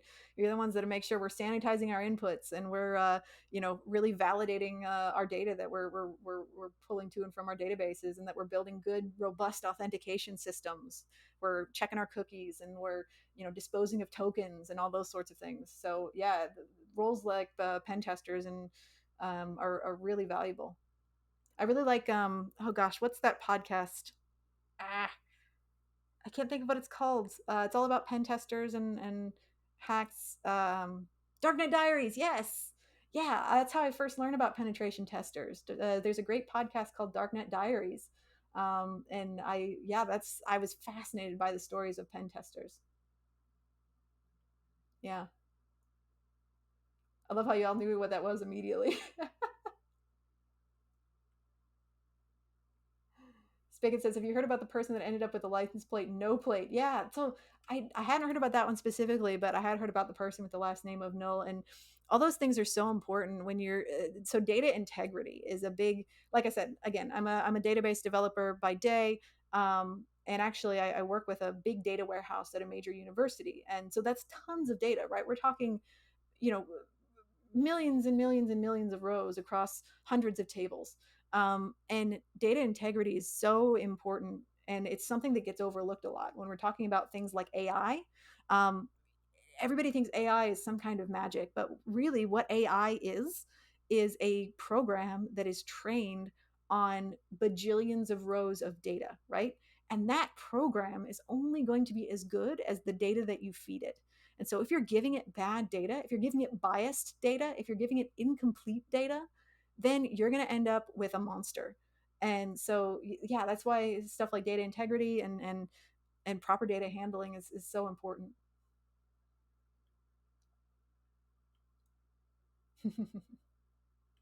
Fix it. Thank you so much for the follow. All right, let's go ahead and do another program. Let's go ahead and do another problem, shall we? Oh, yeah, we actually haven't solved this problem yet. I got distracted. All right, so what we're talking about today, for those of you who rated us or just joined us, what we're talking about today is how you can solve a problem in a job interview. So we all know that the job market is a little rough right now. And so if you're trying to get your first tech job, your first dev job as an entry level developer, you're gonna need to stand out in an interview and come across well in an interview. And so if you're given a technical coding challenge, yes, of course you're going to want to practice. You're going to want to memorize certain solutions to common problems and things like that. That's, yeah, of course, practicing coding is easy, right? The hard part is coming across as someone that the interviewer actually wants to work with. That's the hard part, is selling yourself in that interview, because it doesn't matter if you know 6 languages.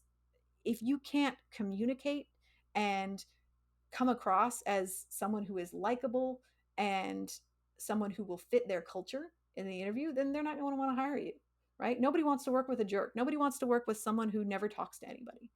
And so the best thing you can do in that interview is not go in and immediately solve the problem, even if you know the answer, and you probably will if you've been practicing. Um, Even if you know the answer, don't go in and immediately solve the problem. Instead, you're going to want to work through the problem like you would at work. If you were actually part of the team, you wouldn't just go in and immediately solve a problem. That's not how this works. If you're actually given a problem at work, you're going to be spending time communicating with the customer, understanding requirements, troubleshooting, testing, iterating, documenting. All of those things are how you actually solve problems at work. And so when you're given a coding challenge, you're going to want to do the exact same thing. So in order for us to do that effectively, we're going to be using a method called prep. There's various methods. There's things like star and all those things. We're going to be using a method called prep, PREP, and those letters stand for parameters, returns, examples, and pseudocode. And you can use those as guidelines to talk through the problem and interact with your interviewer. Now, the thing you don't want to do is go into the interview and say, "Hi, I'm going to be using the prep method to solve this problem today." Yeah, don't do that. You want to use those as guideposts to have a natural, fluent conversation and create a rapport with your interviewer. So that's kind of what we're going to be doing today when we solve these problems, and what we have been doing so far. Stephanie says these chat jokes are giving me life. I love it when chat is punny. Esther says, so that's why ChatGPT has brain farts. They trained it using my Codewars answers. I mean, honestly, yeah. There's so much anomalous and dirty data out there that, I mean, yeah, some of that stuff is creating just bad paths for these AI programs.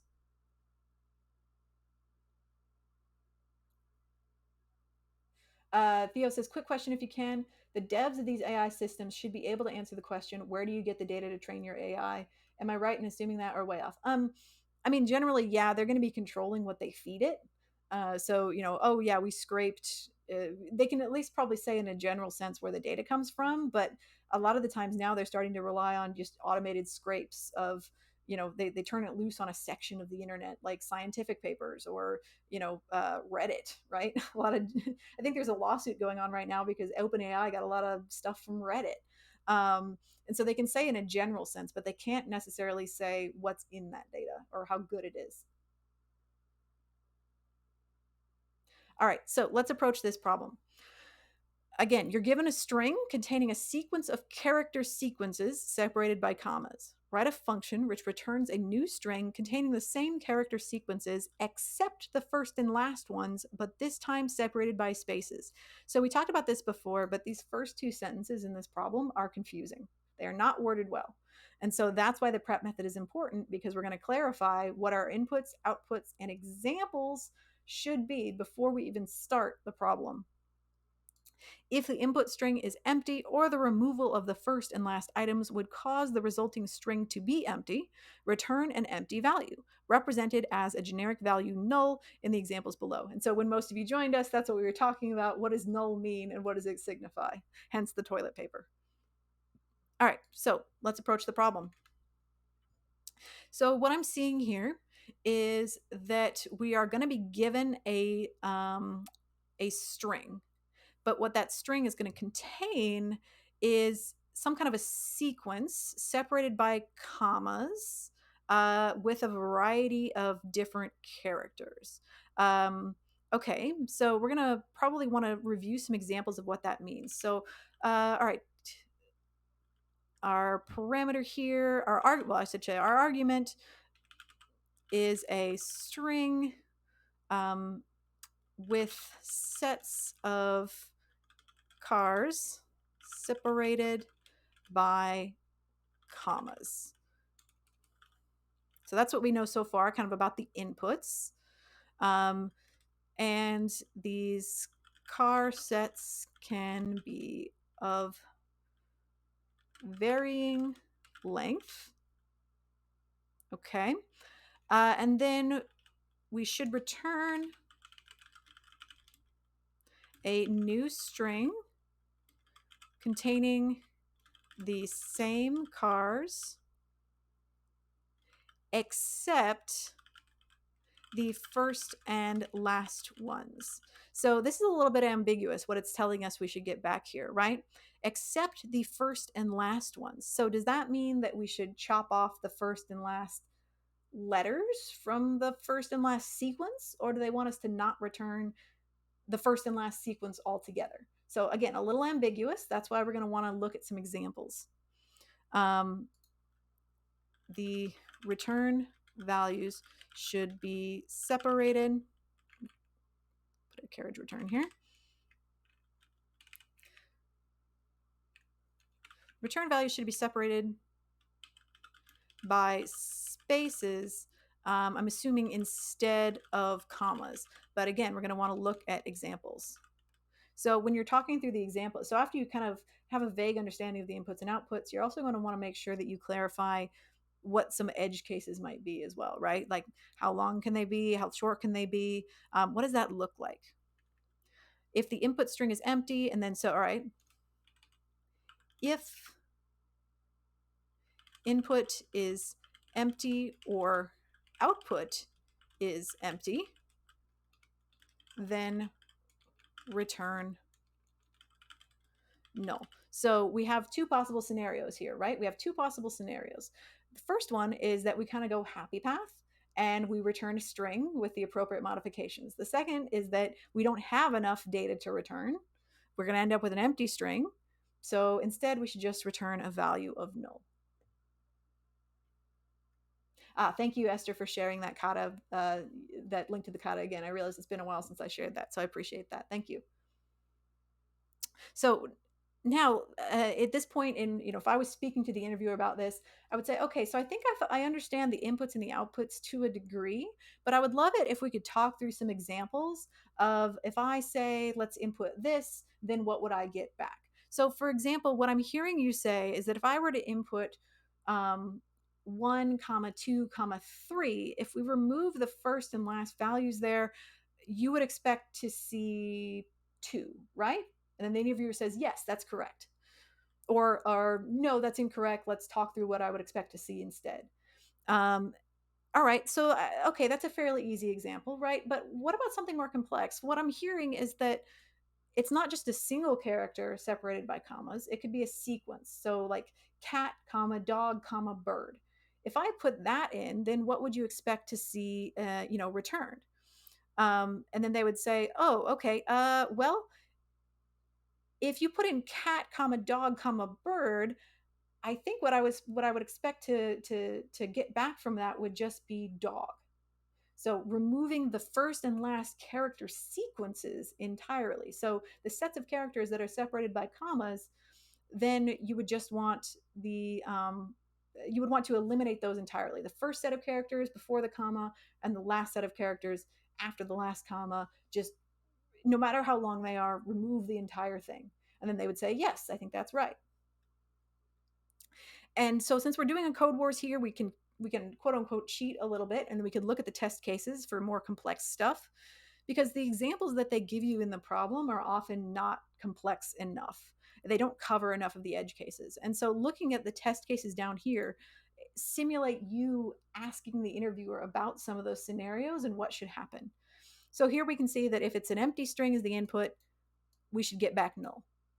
And if it's a single value, also null. If it's 2 values, also null, because if we remove the first one and the last one, there's nothing left. But if 1, 2, 3, we get back 2. 1, 2, 3, 4, we get back 2 space 3. And then A1, B2, C3, etc. We can see that the first and last sequences are removed. So A1 and E5 are removed. And then finally, we can see here that also a mix of letters and numbers, although we aren't really concerned about that because it's all stored in a string anyway, so it doesn't matter. So the A and the Z are removed, leaving only the middle sets of numbers. Okay, and then Esther says, question, would we change the spaces or remove the elements first? Well, that's something that we can talk through in the last step of prep. So we've gone through the parameters, we've gone through the return, we've gone through the examples, and now the last step is the pseudocode. So this is where we kind of talk about our approach to the problem. Drunk Uncle Grandma says, oh, I thought given input cat, dog, bird, then the expected output was AOIR. Yeah, that's why it's really important that you don't skip the example step of prep. Even if you think you understand what the question is asking, you might not. And so if you were in an interview, it's crucial, especially the way this question is worded, it's not worded well. It's crucial that you talk to the interviewer and say, okay, I think this is what's supposed to happen. If I put in this, then I get back this, right? And they say, actually, no, you want to, you put in this, you get back this. You put in cat, dog, bird, you get back dog. Ganit says, you're doing great at explaining this. Oh, thank you. I appreciate that. If you want more of me explaining stuff and doing projects with me, you can feel free to check out my YouTube. Do exclamation point YouTube in chat. My YouTube is fully ad free. You will never see an ad on my YouTube channel. It's really just meant to store all of my past streams. So a couple of years worth of projects, Codewars, LeetCode, SQL, React, full stack, MERN stack projects. It really, if you want to learn how to code, 100 Devs is a great place to do it. Second best place is probably my streams on YouTube. All right, so now we're ready for the pseudocode step in prep. All right, so let's think about this a little bit. What we're being given here is essentially a string. And what I'm seeing about this string is that, so our string input here always has a very clear separator, right? And that separator is telling us where the individual elements start and end. So when you have a string or something similar that has a repeated separator like this, what's another word for that? What's the actual word for that separator? Whether it's a tab or a space or a comma, what do we call that? What is the vocab word for that separator? In this case, the commas. No worries, 21. Yeah, it's called a delimiter. And we can take advantage of that delimiter. And I think in this case, we're going to want to take advantage of that delimiter because that's telling us where we need to chop off those first and last elements, right? Where we need to chop off, if we pass in cat, dog, bird, that's going to allow us to tell our code where cat begins and ends and where bird begins and ends, so we can chop those out of there.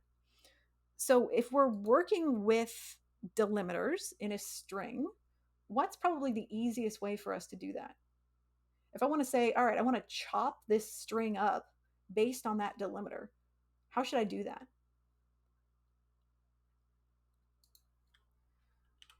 Yeah, we have our built-in. So given that we have this clear separator, this delimiter, we're going to want to use split. Oops, I can't spell. We're going to want to use split to take advantage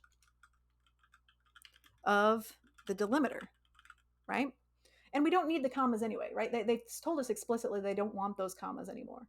Oh, thank you for the follow, Beak. And stay with me and fix it. Thank you so much for the follow, all three of you. Good to have you here.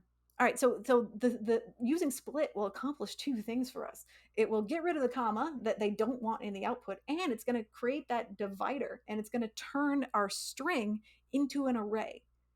And we know that once we turn a string into an array, there's a crap ton of stuff we can do with it. Array methods are incredibly versatile. So now that we turn that string into an array and chunk those sequences out, then we can do tons of stuff.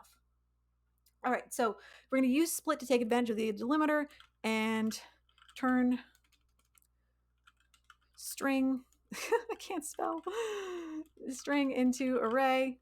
I just got a new keyboard. If you were here a couple weeks ago, I broke my keyboard. And so I just got a new one and I'm still getting used to it. So sorry for all the numerous spelling errors. And so we're going to turn it into an array. And then after we do that, we'll essentially have, like, for example, an array that looks like this. Cat, I should say this. Cat,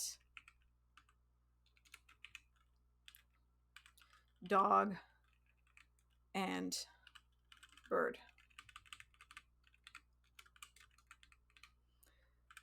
And after we do that, I think the next thing I want to do is then go ahead and get rid of those first and last values. So I want to get rid of cat and bird. So as a bit of a hint here, if you were around for the first question we did, what's a quick and easy way we can do that? Danny Shep says, what kind of keyboard did you get? It's another HyperX. I just got a HyperX mechanical keyboard. It's got red switches. It's pretty nice. It's the same brand as my old one. It's just a slightly different form factor. Yeah, a quick and easy way we can do that is in another array method. So after we have it split out like this, we can use slice to drop the first and last elements. And then so once we do that, essentially we just have dog.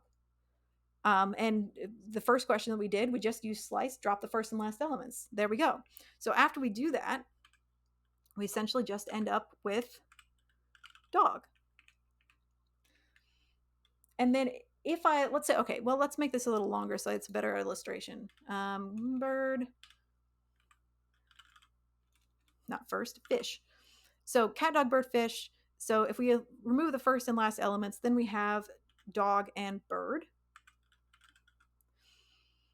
Now, the last thing I want to do here to get the appropriate output is I need to return a single string separated by spaces. So what's the last thing I need to do?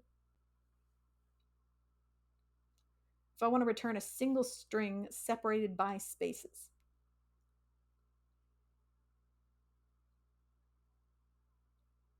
Yeah, the last thing we're going to do is just use a join. A join with space as our delimiter, right? So we're replacing that old comma delimiter with a space instead. Yeah. And so essentially join is the reverse of split, right? So let's go ahead and implement that. Now, I know that can't forget the full breadth of the problem, right? But let's test our first case here. So let's test our happy path. Our happy path is that our input string has more than two elements. And so let's test that functionality first, and then we'll iterate and we'll figure out how we handle that other case when the string doesn't have enough elements and we have to return null instead. So when you're solving these problems live, the best thing you can do for yourself is make them as simple as possible and iterate. So get small wins, build things up step by step rather than trying to do the whole thing all at once. Troy McClure says, are you writing the pseudocode right now? Yeah, so we're essentially just, pseudocode doesn't have to be actual code. We're essentially just saying, here's the methods that we're going to use without writing them out. Pseudocode can come in a variety of flavors. You might, bash something out that looks a little bit more like code. I think more in terms of like English language sentences. And so that's kind of how I do it. But you do whatever's most comfortable for you. Just sort of plan out your approach first, and then we actually code it. All right, so let's code it. So let's say, all right, I'm going to console log first. So not going to jump immediately into a return because I want to test. We're going to test this with the console log and then convert that to a return before we submit. And yeah, the pseudocode should be what works for you. There's no right way to do it, but it should allow you to step through the problem and the approach you're planning to take with the methods that you're planning to use, without being actual working code. So whatever that looks like to you is going to be fine. So first thing we're going to do, as we talked about, is we're going to use split and we're going to take advantage of that delimiter. So our input here is called string. And so we can just say split, and we're going to split it on that comma delimiter like that. Console log string.split, and then we're going to take that slice like we talked about, and we're going to use slice to remove the first and last elements. Now, for those of you who weren't around for the first question, we did talk about slice here quite a bit and what we're doing. But as a quick refresher, what slice does is it returns a section of a string. And these two arguments that you specify here, this is essentially where you want the slice to start. So what index you want the slice to start at. In this case, we're saying index 1 because remember, in arrays, indices begin at 0. So we're essentially saying skip the first element, whatever that is. So in our example here, it would be cat. Skip this, right? Skip it and start at dog. Start at index 1, which is dog. 0, 1, 2, 3. Now, we know, oh, thank you for the follow, Tucane. Good to have you here. We know based on our examples, based on our test cases, that our string, and therefore an array, is going to be of a varying length. We don't know ahead of time what that length is going to be, right? And so we can take advantage of a little bit of a hack here and just say -1 for where we want the slice to start. Because what slice does is it says, all right, start at this index inclusive, so include that index value, and end at this index exclusive. So end just before this index. And when we're talking about arrays, -1 signifies essentially the end of the array. 0 is the beginning, -1 is the end, even if we don't know how long the array actually is. So -1 is a little bit of a hack. but it does work in this case. We can say -1, and then our slice is going to end just before that. So it's going to say, all right, starting at dog, including bird. Oh, we want to end just before -1, so stop here. Only return these two values and exclude fish. So slice is a little funky, but just remember that slice is first value inclusive, last value exclusive. And then the last step here is to use a join with space as our delimiter. So we're going to say, all right, join, and I choose my delimiter of a space. Hey, Mohammed, good to see you. So right now, they asked who else streams for 100 devs in case you're offline. So I would say I'm one of the few people that actually streams like 100 devs homework right now, but there's some other great 100 devs alumni that you should check out. So for example, Madeline Patience, and also Leah T Codes. Those are some great folks to check out. Feel free to throw out and chat other 100 devs folks that Mohammed should tune into.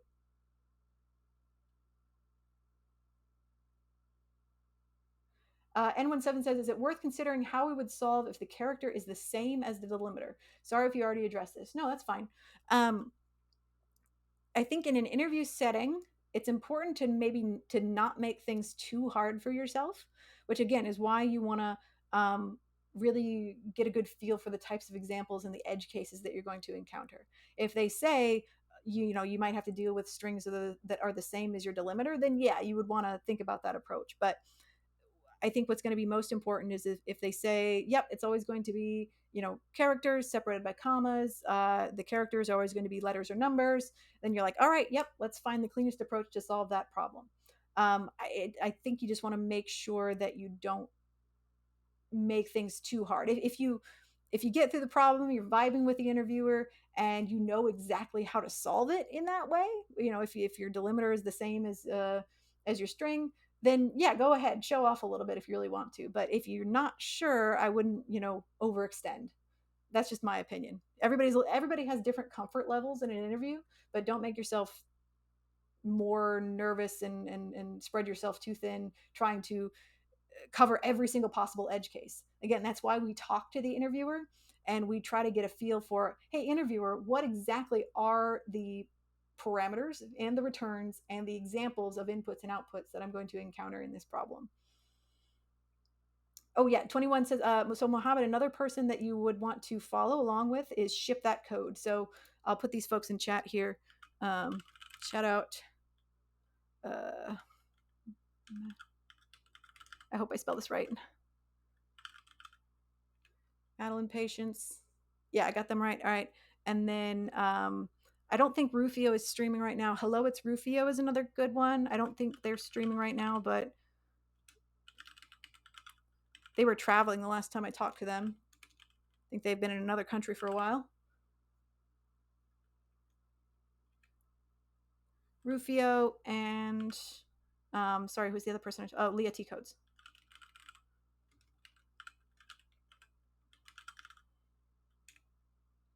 There we go. All right, so those folks are folks that I would recommend. There's more out there, I'm sure. You could always ask around on the 100 Dev server if you want even more examples of folks. Okay, so we've got our test case here. This is solving our happy path, right? So let's see if this works. And also another thing I'm going to do here is I'm going to get rid of these first 3 test cases just for now. We'll put them back. But since we want to test our certain happy path, we can go in and edit these test cases to only test the values that we want. And you can add your own test cases too. If you're doing a Codewars and you want to test something really specific, yeah, go ahead and add your own test cases or delete ones that aren't relevant. Okay, so we've passed in a string of 1, 2, 3, and it returns 2. So that works exactly as we wanted. Pass in A1, B2, C3, D4, E5, and return B2, C3, D4. That seems correct. And etc. Blah blah blah. And we want it to chop off the A and the Z. And our output looks correct there as well. So perfect. Now, again, Codewars is flagging these as wrong because we're doing a console log. But this is all we're doing here is we're checking our output. We're not actually validating the answer. We're just checking our output. Drunk Uncle Grandma says, OMG, I never knew you could do that to the test cases. I thought they'd repopulate on tests. No, you can edit them. You can put in your own test cases. A lot of people don't know that, but you can do the same thing with leak code too, I think. You can delete them and write your own. Yeah, whatever you want to do. That's why they're shown down here, so you can edit them. Okay, so it looks like our happy path is working correctly, but what was the other option, right? If an input string is empty or the removal of the first and last items would cause the resulting string to be empty, return a null value. Okay, so I'm going to put the other test cases back. Oops, I lost them. Well, we can see, all right, let's put in our own here. Test. So an empty string, we would want to return null. All right, empty string null, test a single value, also return null. That should be sufficient. Well, actually, no, we'll do the third one as well. Test 1, 2, and return null. Okay. Yeah. All right, so then we'll test those 3 as well. Okay, so if I wanted to do that, if I wanted to force essentially, if I wanted to force a return of null, if the output from our happy path here is an empty string. So essentially what they're saying is that if the input string is empty, or the removal of the first and last items would cause the resulting string to be empty. So what that means is if the output is just an empty string, right? Then return null instead. Okay? So, what's an easy way we can do that?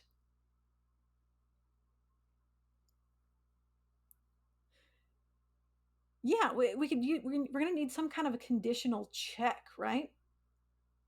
We're going to need some kind of a conditional check to say, like, all right, if our return here is going to be, if this is going to end up being an empty string, then we want to return null instead. All right. So, an easy way we can do that is a nifty little shorthand. We could do this. Now, what does this mean? What do these pipes mean? And those vertical lines are called pipes. What are we doing here?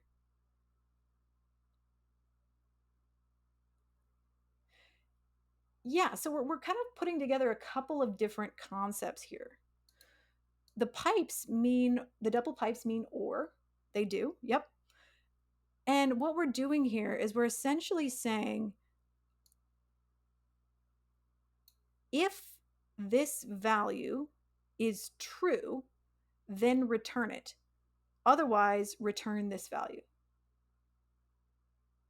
Now, why can we do that? Why does this work, right? Because this is not a Boolean. We're not returning true false here. So why does that work? Why can I still assign an or operator here and have it return null if this is an empty string? If this is an empty string, this will essentially evaluate to false and return this value instead. Yeah, it's the concepts of truthy and falsy. So in JavaScript, we have explicit Booleans. So for example, you can have a function or an expression that returns true or false as a result, right? A value of true, a value of false. That's fine. We also have truthy and falsy values. Those are values that are not explicitly Booleans. They're not explicitly true or false, but they evaluate to be considered as truthy or falsy based on their output. So, for example, an empty string. An empty string, if you try to do a Boolean comparison against it, it's going to evaluate as false. A populated string will evaluate as true. A value of 0 evaluates as false. A value of 1 evaluates as true. Now, 80s New Waiver says null is falsy. Yes, but in this case, it doesn't matter. This or operator is always going to return whatever's on its right side, regardless of what that evaluates to. So it's going to look at whatever's on the left side of it and say, all right, is this truthy or falsy? If it's falsy, it'll just return whatever's over here. It doesn't really matter what it is. So for example, we can test this. Let's do a quick test. I'm just going to say true on the left side. Yeah. Oh, null is not defined. What did I do? Oh, I got to comment. I don't know why I didn't comment those out earlier either. Is it uppercase or lowercase? I always forget. No, it's lowercase. Because in SQL, it's uppercase, and so I get confused. But what I would expect is that this would return true instead. It doesn't like it, but oh, maybe it's because of the console log. But anyway, what this is going to do is, oh, it's lowercase. Ah, my tests are wrong. I was like, why isn't that working? Because my tests are wrong. Thank you for catching that. Welcome to the stream, by the way, Cold. Cold. You're coming in hot with the quality comments. I like it. I love it when my first time chatters are just like, boom, and they drop the knowledge. It's great. All right, let's try this again. Gotta love it when you write bad test cases. Yeah. All right, so when I do that, we can see that it's always going to evaluate. So if I return a value of true here, it's always going to evaluate whatever is on the left side of the pipes. Now, let's get a little bit more abstract. Let's say 1 equals 1. So we expect that will probably evaluate as true as well, right? Yeah. Again, 1 equals 1 evaluates as true. Okay, let's get a little bit more abstract. I'm just going to put a populated string on this side. Populated string. Anything. It doesn't matter what it is. It's populated. There we go. Again, it returns whatever is on the left side of the pipes. Now, finally, let's put an empty string there.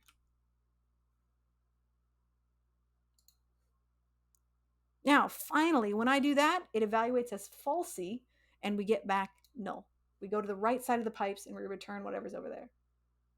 Cole Jordan says, fourth time lurker, first time commenter. I appreciate it. All right.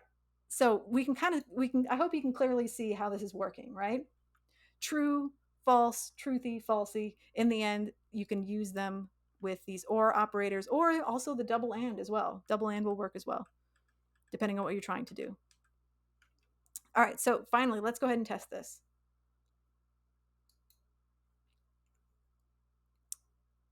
Yeah, so what do we see here? If our string is empty, return null. If our string is 1, it's going to do all of these things. It's going to evaluate to an empty string, return null. Again, 1 and 2 evaluates to an empty string, return null. 1, 2, 3 evaluates to a populated string, and so we just return that value, and so on and so forth.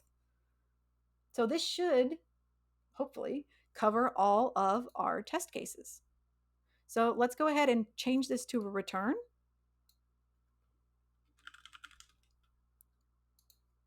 Again, don't forget to do that in a real scenario. Always, console logging is great. It's fantastic. But if you're actually being asked to build a function, don't forget to then switch that to a return when you're finally ready to submit it. I'm sure that, that's a potential trip up for a lot of folks. There we go. And we passed our test cases. So let's go ahead and attempt this. Hooray, we did it. And we'll submit it. And let's look at some other people's solutions too, and then we'll take a break. Okay, yep, that looks like very similar to the first one. We took that basic concept of the slice, and then we just did some more manipulation to do exactly what we wanted. Esther says my answer was really verbose in comparison, which is fine. There's nothing wrong with that. If you solved the problem, then you did it.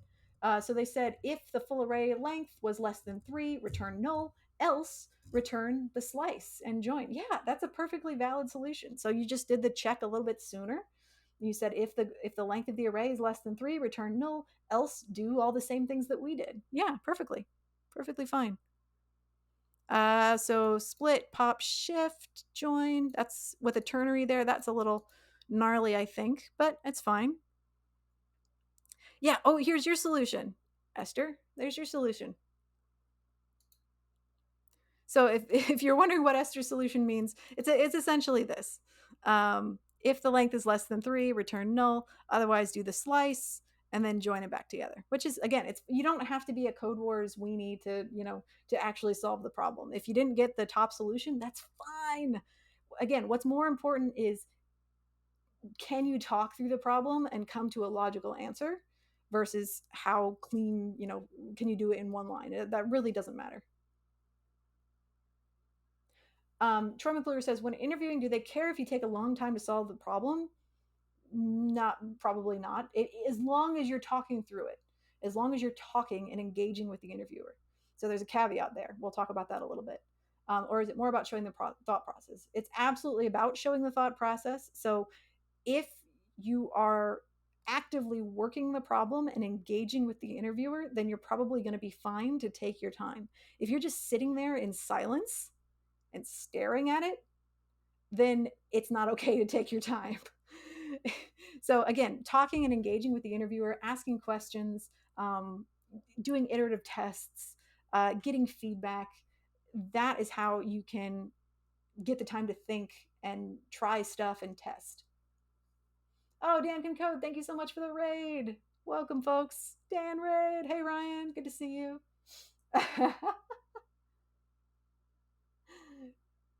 Yeah, and Sloop says the top solution may not be the best solution. Absolutely. As far as readability and just like quick understanding, I would say something like this is probably better.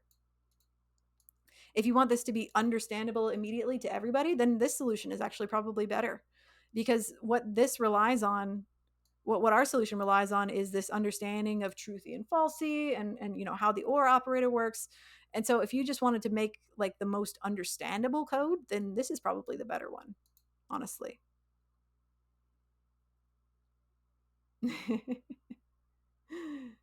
Danny says having a stare off with the problem to see who blinks first. Yeah, you don't want to be in an interview. You don't want to be doing that. You want to be talking to the interviewer. And again, if you are talking to the interviewer and engaging with them and asking questions and getting clarification and voicing your thought process, then that gives you some insurance, because you might not be able to solve the problem, or you might get it wrong, right?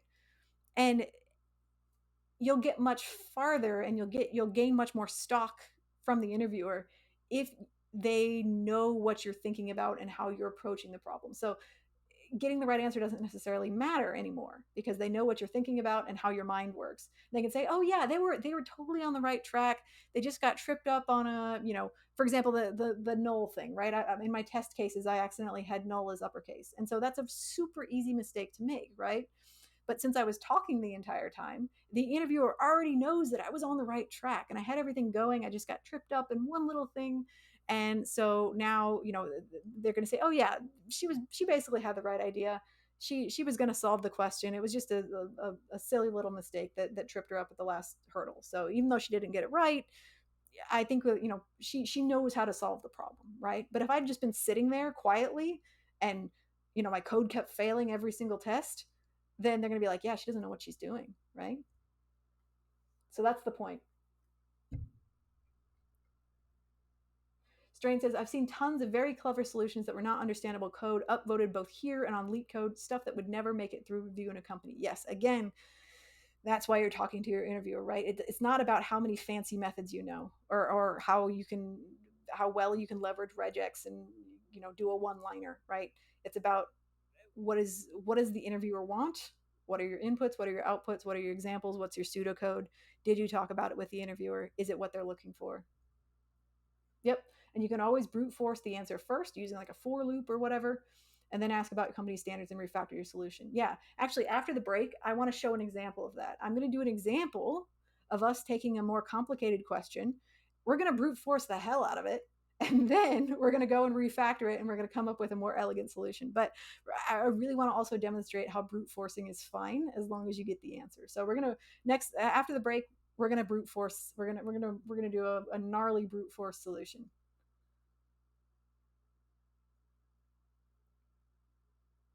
Pleasure says, do you talk through solutions out loud to yourself during your day job?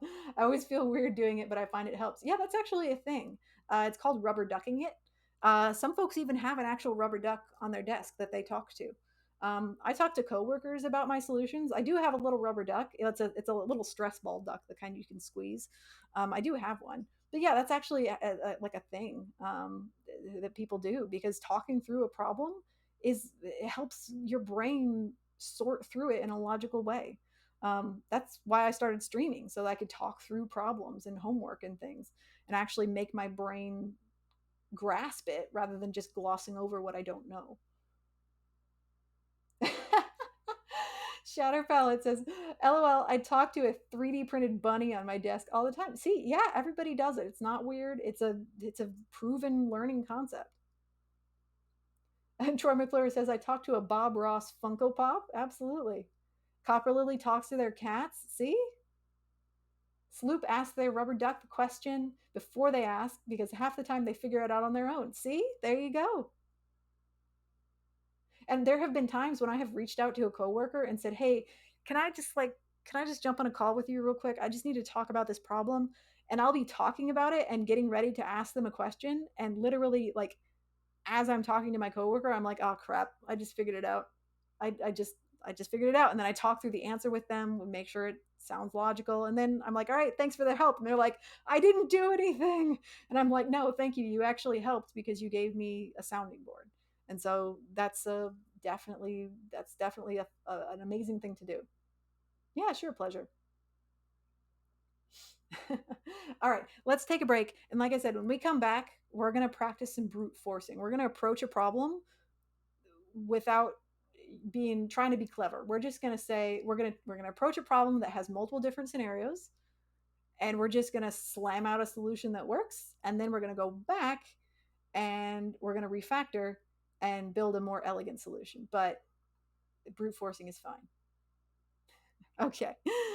We're going to take a 5-minute break.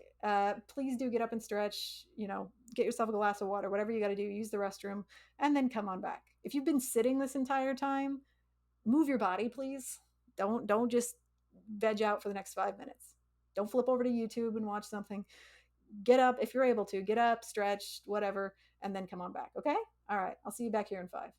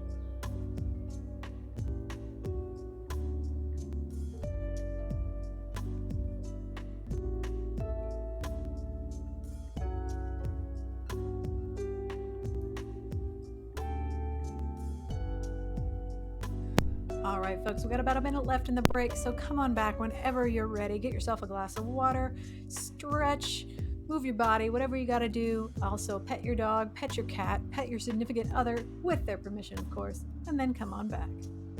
Hey, Quad Shot, good to see ya.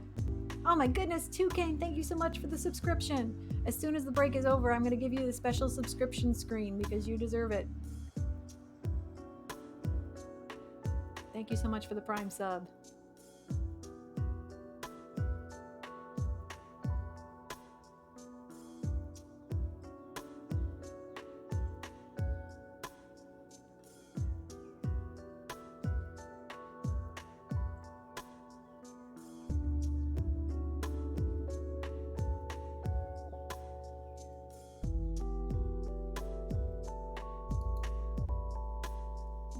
All right, folks, welcome back. Wow, so exciting.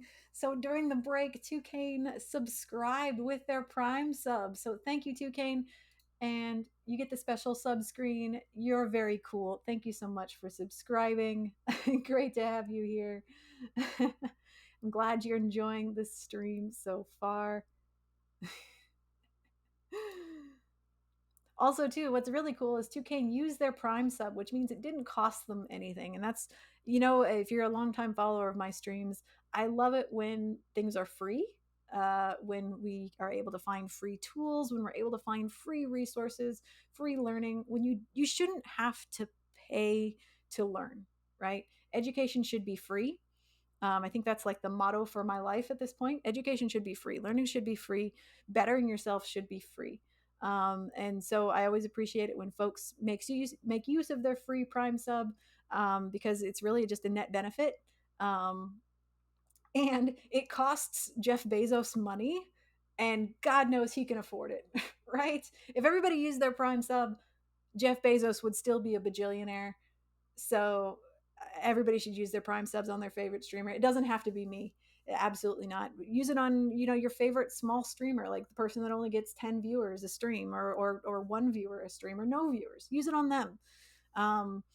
Support them with your Prime subs, and make Jeff Bezos spend just the tiniest fraction of his literal bajillion dollars.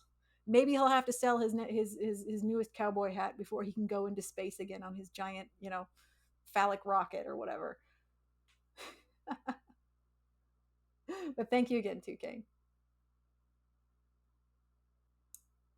Sloop says free resources rock. Shout out to Inkscape for solving my SVG problem yesterday. Yeah, Inkscape is great. I've used that before. I've used GIMP. Tons of free alternatives to paid products out there. Team Human, indeed. All right, so like I talked about before the break, our next problem that we're going to be doing is we're going to practice brute forcing a little bit. So what do we mean by brute forcing? Well, occasionally when you get into an interview, your brain is going to shut off, and that's okay. It's going to happen. Suddenly you're going to be sitting down, in front of that Zoom meeting, or in front of a panel of interviewers, and your brain is just going to be like, all right, bro, I'm out. And it's going to literally stop working. And you're going to be reading the question, and you're not going to remember a single method or way of doing things.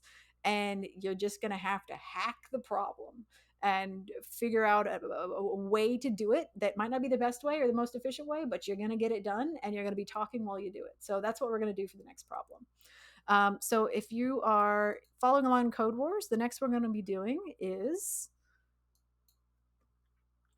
rock, paper, scissors, a very classic problem, and a problem that you're likely to encounter in an interview. Rock, paper, it's kind of like Fizz Buzz a little bit, where, it's just a classic scenario. Everybody knows the rules. And so let's go ahead and approach this one. Train on it, and I'll share the link to it. Here's the link in chat. Excuse me. There's the link if you want to follow along with us. And I encourage you, if you haven't been doing these while we've been doing them, do them. Get some Codewars points. It doesn't matter that we're doing them together as long as we get them done, right? So submit your own answer. Do them, as somebody said earlier, they were going to be doing theirs in C#, or do them in the language of your choice. Have a little fun with it. All right, so let's say you're in an interview and they ask you this question. Rock, paper, scissors. Let's play. You have to return which player won. In case of a draw, return draw. So our examples here are if the inputs are scissors and paper, then player one won because scissors beats paper and scissors came first, so that's player one. So the first input is always going to be player one, the second input is going to be player two, and scissors and paper, player one wins. Scissors and rock, player two wins, and paper is a draw. And they have a little diagram down here below. Um, Essentially, scissors beats paper, paper beats rock, and rock beats scissors. If the two inputs are the same, then it's a draw. So, we could be clever about this probably. And we're going to approach it with the prep method. But let's say, yeah, you're in this interview and your brain just, it doesn't want to cooperate. You're like, I'm sure there's probably a clever way to do this, but I can't think of it. And so we're going to approach it with that way. But anyway, let's follow the prep method and consider our inputs. So our inputs here are going to be inputs are, well, essentially our inputs are somewhat limited, right? And we can confirm this when we get to the example step, but really it's always going to be one of three values. Inputs are two strings. And what do we call it? There's a name for that, right? What do we call it when a set of inputs is limited to a concise list of values or a limited list of values? What is that called? If we were working in a typed language, what would that be called? Let's say we were working in something like C sharp. What would we call that if we have sort of a set list of values that we want to consider for inputs? Yeah, that would be potentially that we could call that an enum, right? So that has this, that if we were working say TypeScript, right, we would call that an enum. So that's another little vocab word that you can think about. Yeah, when you have a sort of a set fixed list of the same inputs, like it can only be three values, and those three values are always the same. Always the same three values, always spelled the same, always formatted the same. It can only be those three options. If you want to think about it in terms of like a user input, it would be like if a user was selecting from a drop down, right? The user does not get to do free entry. They can only choose from a limited list of preset values that are submitted for them. And that would be what we would call an enum. So again, another little vocab word you can keep in your head, or if you learn TypeScript, you're going to have to learn it anyway, or if you learn C sharp, you're going to have to learn it anyway. But yeah, it's an enum. So for example, inputs are two strings, each from a fixed list of values. So either going to be rock, paper, or scissors. First value is player one. Second is player two. And then the results are also going to be a limited set of values, right? It's either going to be output is P1, 1, gosh, P1, 1, P2, 1, or draw. And so essentially the output is determined by classic rules of rock, paper, scissors, right? And from what I'm seeing here, there's really no exceptions to that. It's if you know the rules of rock, paper, scissors, that's the logic that we need to follow here. Excuse me. Exceptions. Yeah. Okay, so that's kind of our inputs and our outputs. But let's go ahead and make sure that we're right about this. So if I was in an interview, this is where I would be doing some test scenarios with the interviewer. I would say, okay, so if the inputs are, say, rock and scissors. So if the inputs are rock and scissors, then I would expect that the output would be player one wins, right? Because rock beats scissors. And they would say, yep, that's right. And so, all right, if the inputs were paper and paper, then the output would be draw. And they say, yep, that's right. All right, if the input was let's say, I'm trying to think of an example here. If the input is scissors and paper, or sorry, paper and scissors, then player two wins. And they say yes. Okay, perfect. So yeah, it's classic rock paper scissors rules, no exceptions. Great. So let's think about through this in terms of pseudocode. So in this scenario, yes, we could get clever about it and we could figure out all the scenarios and how to code it in the most efficient way. But let's say you're in the interview and your brain has just switched off. You're like, okay, I'm gonna have to just hard code each of these scenarios because I can't think about this. I can't be any more clever about this. And so in the pseudocode section, that's where you would kind of talk through each scenario and then code it out. Excuse me, I need to wipe my nose. 1 second.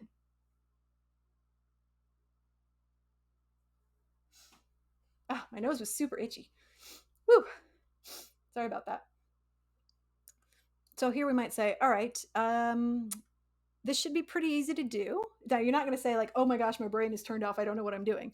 But you're going to say, all right, so I think probably the most straightforward way to do this would be to just talk through each scenario and figure out the appropriate outcome, and then just hard code that. So Esther says brute force 9 if else for each combination. I don't think we're going to need 9 individual scenarios. I don't think we're going to need that many, but we are going to need to do several of them. So first one, we could say, all right, what if scissors paper? So if the solution is scissors paper, then and I think what probably the best way to do this, the easiest way to do this, would just be using if statements. If P1 is scissors, if P1 is scissors, P2 is paper, then player one. Okay. Next solution scenario would be if, well, we just, we could just reverse that. If paper scissors, then player two. Okay. How about if paper rock?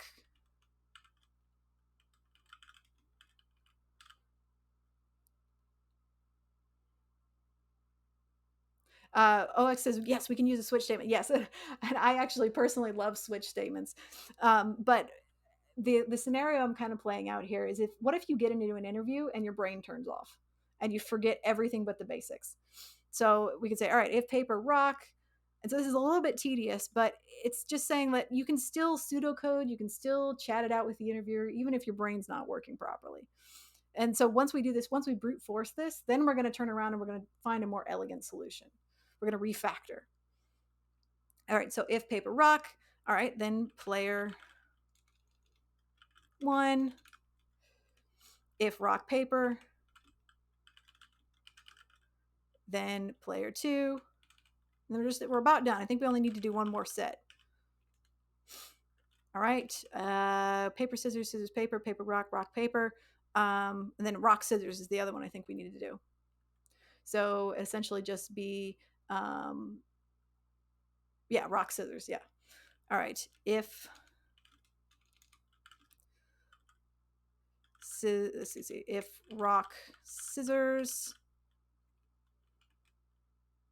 player one. If scissors rock, then player two. And then really any other scenario I think is going to be a draw because you're going to be identical. So essentially else draw, right? Yeah. So, and yeah, hot babe, I know that we could simplify this more, but and we're going to do that. We're going to refactor. We're going to make it simpler. I promise. I know this looks tedious and you're like, oh my gosh, why are you doing this? But really what I'm trying to get across here is that you can still solve the problem even if you got to brute force it, right? So in this case, we're just saying, all right, what are all the individual possible scenarios? What should the output be? And then essentially any other scenario is going to be a draw. So we can code this out and then we're going to do it this way. And then we're going to turn around and say, all right, now how can we make this simpler? Okay. So essentially what we can do here, if we're just forgetting everything else and going back to basics, our inputs here are P1 and P2, and we can essentially just say, all right, if P1 is equal to scissors, and I promise we'll be able to copy and paste a little bit here. If P1 is equal to scissors, and P2 is equal to paper, then return, let's see, what do they want? They want a player 1-1, I think. All right, and we'll copy and paste this.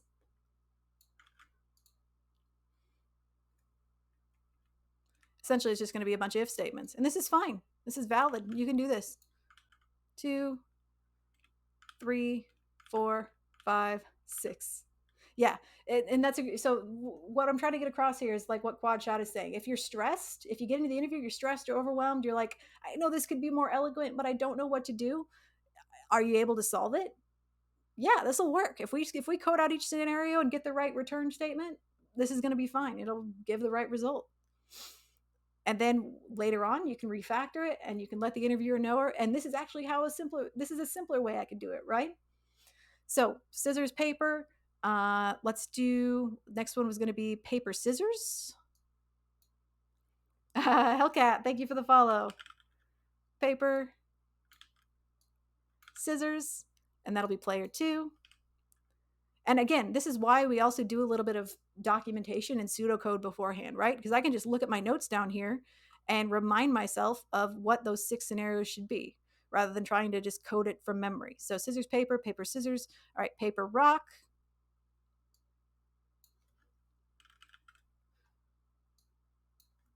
Paper, rock, player 1, and then rock, paper. Player 2. And then the last one was rock, scissors, and scissors, rock.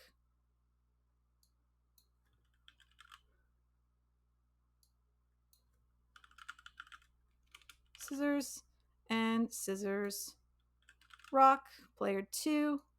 All right, and then really any other case, if it doesn't meet any of these criteria, then we can just go ahead and return draw. And I think also I'm missing a close parenthesis. Actually, we'll do a, these should all be console logs, but we'll just code it out like this for now. Return draw. Yeah, and I have a little missing close paren here.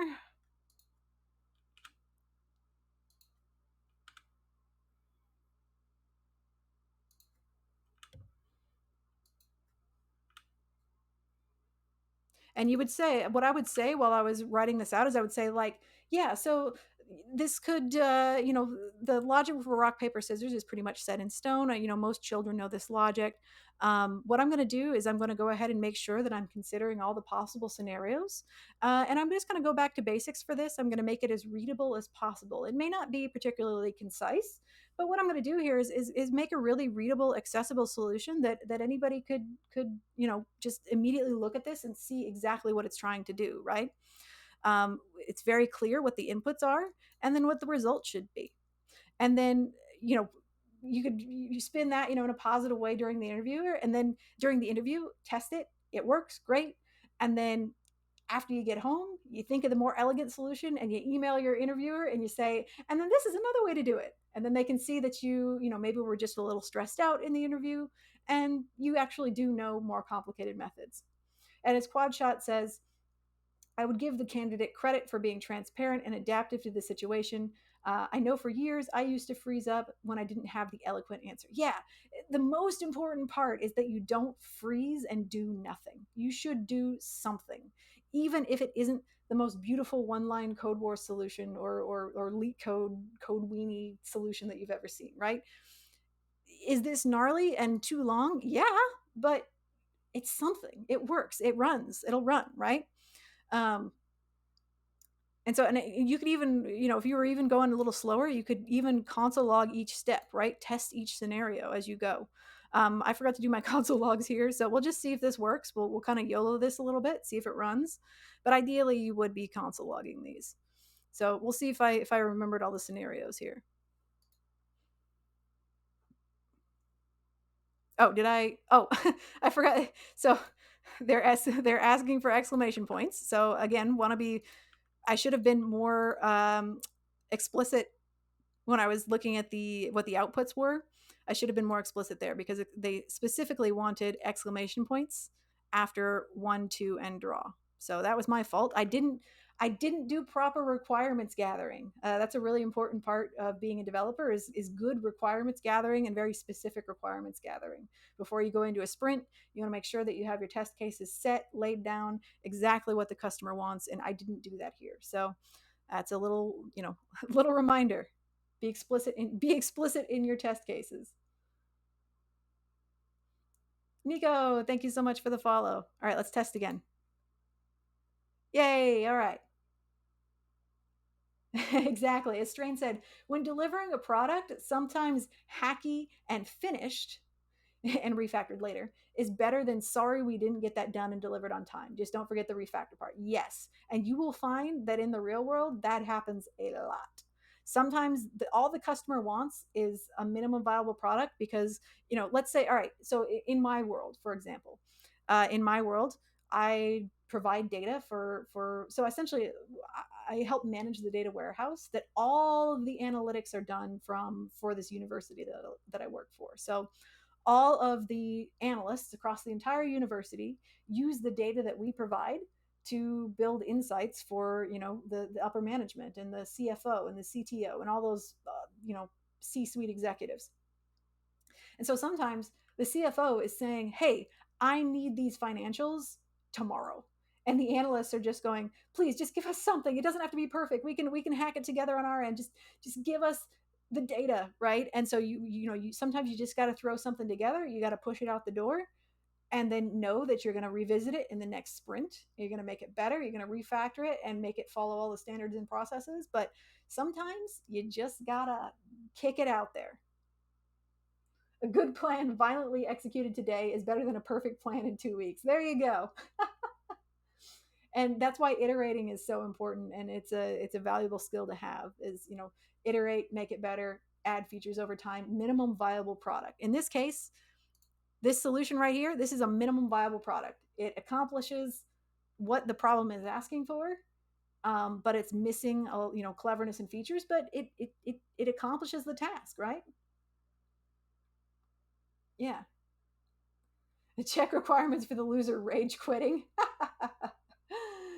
Hot Wave says, "I live by make it work, make it right, make it fast." Yeah. So first you make it work, then you make it right, then you make it fast. Yep. And I always think in terms of perfect is the enemy of good, or alternatively, perfect is the enemy of done. Is something is never going to be perfect. Ideally, it should be the best that you could do, but the third factor there is always time. And so do the best you can in the time you have. And then when you have time later, go back and make it better. Shatter says, "For my C# class I'm in, each of the problems they give us to solve, I've been using an AI to dig through the problem for what exactly are they wanting me to create." Yeah, AI is decent for that. You do want to make sure that if possible, you're talking to your instructors, right? You're talking to humans, you're talking to customers, because that's what you're actually going to be doing as a dev is doing a lot of talking to humans. And so if you're able to communicate in a way that non-technical people understand and get information out of those non-technical people, then that's a very valuable skill. There's actually people whose whole job is doing that. They're like those DevRel type folks. You've got business analysts. There's whole strata of people that is their entire job because that's such a valuable skill. All right, so we've done this, right, and it works. We can go ahead and attempt. Yeah, and it works. It passes the test cases. This is a functional solution. Cool. But let's say, all right, you did this in the interview, you talked through it, it went well. Interviewer liked you because you were talking the entire time, you were explaining your thought process, the simplicity of the solution, how you were approaching each scenario. They like you, and then you go home and your brain starts working again. Your brain switches back on, and you're like, oh gosh, dang it, I could have done that so much better. Well, don't just sit there and say, oh, I could have done that so much better. Send your interviewer an email and be like, hey, this is a better way that we could do this. So let's think of a better way that we could do this. And this is a problem that there's tons of different ways to approach it. This is a way that I might approach it. Not saying it's the best or the coolest, but Majin says, did that ever happen to you? I assume you're talking about, like, did your brain ever go blank in an interview? Yeah, yeah, totally. Um, that has definitely happened to me. I think it's happened to most people at some point. Um, and I think when that happens, what's most important is to not freeze up and panic. It's to be honest. You can say, like, I'm really nervous. That's okay. You can say that. Your interviewer is going to want to help you. They don't want you to fail. They're taking their time out of their day to hope that you're a good candidate. They don't want to waste their time. So you can say, like, I'm really nervous. I need a moment to think and collect myself. And they'll probably say, that's fine. You can ask them for help with the question, all those sorts of things. Just keep talking, keep communicating with them, and do the best that you're able to in that moment. Go back to first principles if you need to, whatever you got to do, and then email them the better solution later. Yep, perfect is the enemy of done. Yeah, that's one of my favorite quotes. Yep. Quadshot says, "Don't burst my bubble. I'm aiming for backend to minimize my people interaction." Yeah. So as a backend developer myself, I will say one nice thing is that I don't. I often do not speak to non-technical customers. So like people who have zero knowledge of anything. And they're just like, I want a pretty web page. I don't speak to people like that, but I do still speak to business customers. They're more like business analysts. So people with knowledge of the data, and they want their data, but they don't really care how it's done. So they are technical people and they have excellent analytic skills. I came from those people, essentially. I was a data analyst. So I know where they're coming from. But so they are technical, they have technical mindsets, analytical mindsets, but they are still not developers either. So there are limits to their knowledge. So it is better than maybe being a fully, front end customer facing type person, but you do still have to speak to less technical people.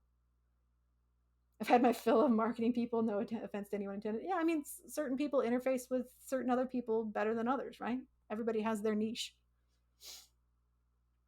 All right, so let's come up with a better solution. Oh, I shouldn't have deleted the whole thing. I should have kept the outline of the function. So let's come up with something else. So if we were being clever, I think the way that I might approach this is to first get this scenario out of the way, right? Let's take care of our else case first. So we know that taking care of this is really going to knock out like a third of the possible scenarios, right? So let's handle that first. So if, if P1 is equal to, I'll do triple equals for posterity. If P1 is equal to P2, then just return draw. So that knocks out a third of our possible scenarios right there. And then again, if we wanted to be a little clever, we could maybe think about this in terms of if we were actually setting up like a game, right? If we were configuring a real game, we would probably want to codify the rules in some way. So we want to just go ahead and like set the rules in stone, because again, it's like an enum, right? They're fixed. Our values are always going to be fixed, and so if we can kind of codify that data in a concise object, and then just reference that object whenever we need it. So what we might do, again, not this is just one approach. What we might do is say let rules, or I could say, I guess this should be a const rules, and then we could just set up an object that contains the rules. So essentially what we could say, essentially we could set up an object with what beats what, and then reference that object as many times as we need to figure out the proper outcome. So what beats what? Well, rock always beats scissors, right? Paper beats rock, and scissors beats paper. Those are, I mean, anything else, if so if it's the reverse, then it's not going to be in this object, right? So let's say, if we pass in scissors and the other value isn't paper, then we know that the other person won, right? So I'll explain what I mean here in a minute. So essentially, if the first value that we pass in, let's say it's rock, is in this object, if it's the key value here, and then the property of that is scissors as the second value, then player one has won. Essentially, what we're codifying here is all of the possible ways in which player one can beat player two. Player one, player two, player one, player two. And it's really easy for us to get both of these values because we can just say, look in the rules object. If the key value here is what's passed in for player one, and the property of that key is what's passed in for player two, then player one wins. And then any other possible scenario, player two has won. So if we codify one half of it, all the ways in which player one has won, then any other scenario is going to be player two, because we've already taken care of our draw scenarios here. So I'll explain what I mean. Hot babe. Yes, that's what you're trying to. I know. Yes, you were. Player Hot babe was desperately trying to communicate that earlier, and I was like, I know. I'm gonna get there. I promise. It was funny. I was laughing. I was like, I know. Yeah. So essentially, what we can do is we can say, all right, if the value of player two is equal to this. Oops, I did that wrong. Oops, I did it wrong again. Jeez. All right, there we go. So we'll talk about what this is doing in just a second. Let me finish typing it out because apparently I'm having finger problems today. Turn player 1, 1. And then essentially else. I mean, heck, we could do this as a ternary too, but I'm not trying to make it overly complex.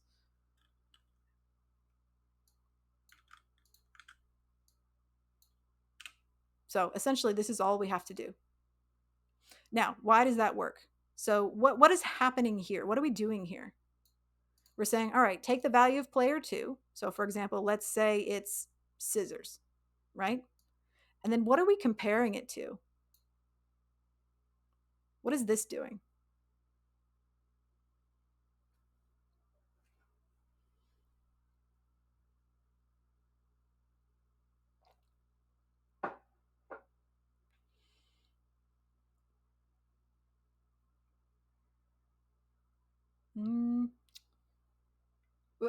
Yeah, all right, we're doing a comparison, right? We're saying, all right, the value of player 2, but specifically here, what are we doing here? We're looking inside of the rules object, right?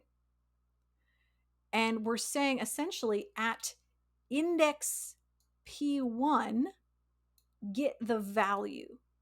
So there's a couple layers here. These brackets mean bracket notation, right? These brackets mean bracket notation. So if I was working with an array, I could say like array 0, right? In an array 0 with bracket notation would mean get me the value of the item at index 0 in that array, right? So if we had an array of, I don't know, X, Y, Z, this would get me X. And what would be returned would be X. So we're essentially doing the same thing here, right? We're saying, all right, look inside of this rules object, which is what we've defined right here. Look in here. And at index P1, get me the value. So let's say that the value of, all right, we'll say that we've passed in, let's say that we've passed in rock, scissors for our input. Okay, so P2 is scissors, and we're comparing that against rules P1. Now the value of P1 is rock, so get me the value at index rock in this rules object. So I'm going into the object and I'm saying, okay, here's index rock. The value at index rock is scissors. And so what we end up with is scissors equals scissors. Return player 1, 1. And that's correct, right? Because rock beats scissors. Now, let's say that we reverse that.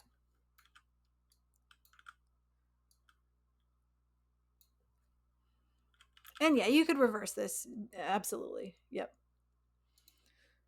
Let's reverse it and we'll go through the scenario again. All right, so scissors and rock. All right, so rock equals rules scissors. So get me the value of the item at index scissors in the rules object. All right, let's go into the scissors. Let's go into the rules object and the scissors index. All right, the value there is paper. Well, rock does not equal paper. And so we're going to go into our else here and return player 2, 1, which is correct. Okay. And yeah, you could absolutely reverse this. This depends on how your brain works, right? As long as you're able to talk through it, no matter how you do it, what direction you put these options, you're going to be fine, right? It's gonna work. And yeah, you could reverse it. You could reverse the order of your object here, and then reverse the order of this expression, and you would absolutely get the same result. Esther says, my solution was if player 1 win, or player 2 win, or player 1, or player 1 win 3. Oh, the 3 win scenarios. Yep. Return player 1 wins, then else if for player 2, and else for draw. Yep. Yeah, that's another way to do it. Again, it's kind of the same thing, right? You consider 3 scenarios, and if it doesn't meet those, then player 2, and if they're the same, then draw. So you're essentially just reducing the number of scenarios you have to work with. Now, is this understandable? Well, yes, but it does take some thinking, right? So it's a little bit less immediately accessible than our previous solution. And so there's something to be said for just, can you look at the code and immediately understand it without thinking? Which our first solution was like that, having every scenario listed out, having all the if statements really clear, having all the inputs really clear, not doing anything fancy in terms of lookups or anything like that. I mean, there is something to be said for a solution like that. This one is definitely cleaner and more concise, but it's a little harder to grasp at first glance. And so there's always a trade-off between conciseness and efficiency versus readability. And that's something that, it's going to depend a little bit on your employer as to what they want you to do and how they want you to write things. And sometimes they're going to sacrifice cleanliness and conciseness in terms of, all right, everybody just needs to do the same. Everybody needs to do things the same way so that anybody can work on anybody else's code, right? Yes, and you could also, you don't even need an else here necessarily. You can just say, you could just do this. You could just do, you could just do return that way as well. Yep. Absolutely. All right, so let's test this. We haven't tested it yet. Oh, and I forgot the exclamation point again. All right, and again. There we go. Yeah. And as I think what we're going to see here is in the possible answers, there's an absolute crap ton ways you could do this. There's everybody. I think everybody approached this problem completely differently. Even as we saw just there in chat, everybody handled this problem a little differently. And that's the cool thing, is that it doesn't really matter how you do it as long as you do it right. That's why I really like this question, and I thought it would be fun to approach it. All right, can we brute force it and still get the right answer? Yeah. Can we be more clever about it? Yeah, absolutely. The important thing is that you're talking while you do it. You know what you're doing and why you're doing it, and that you're not freezing up and panicking and just not doing anything at all. Again, perfect is the enemy of good. Perfect is the enemy of done. Right? All right, so we'll go ahead and submit this, and let's just look at some other folks' answers.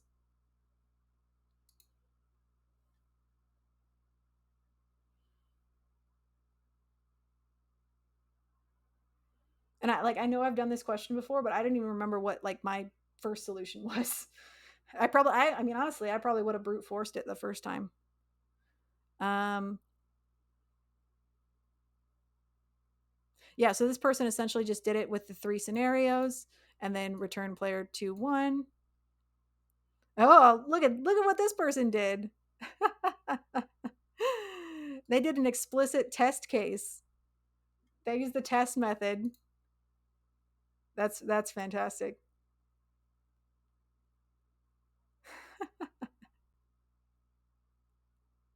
So essentially they're checking each of these scenarios and they're concatenating. So what they're doing here is they're saying, all right, concatenate the two input values. And if it matches any of these, then player 1-1, else player 2-1, and then return that as a string. I love that. That's such a Code Wars hacky solution.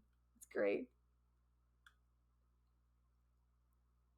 So this person did a, so this person built an object, kind of like we did there. Yep.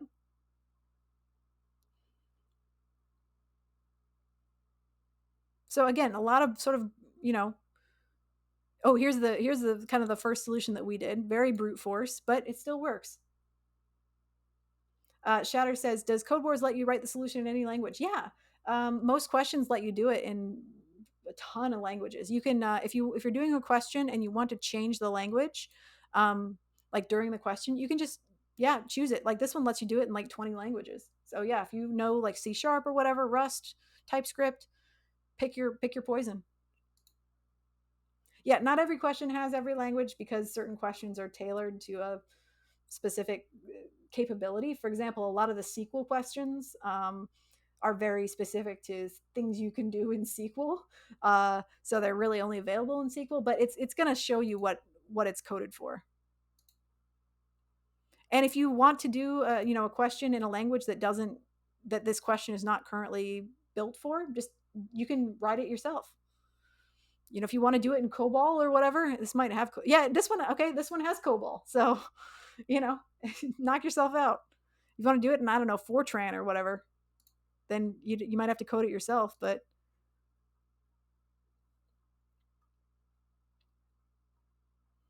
I would love to see how somebody does this in COBOL.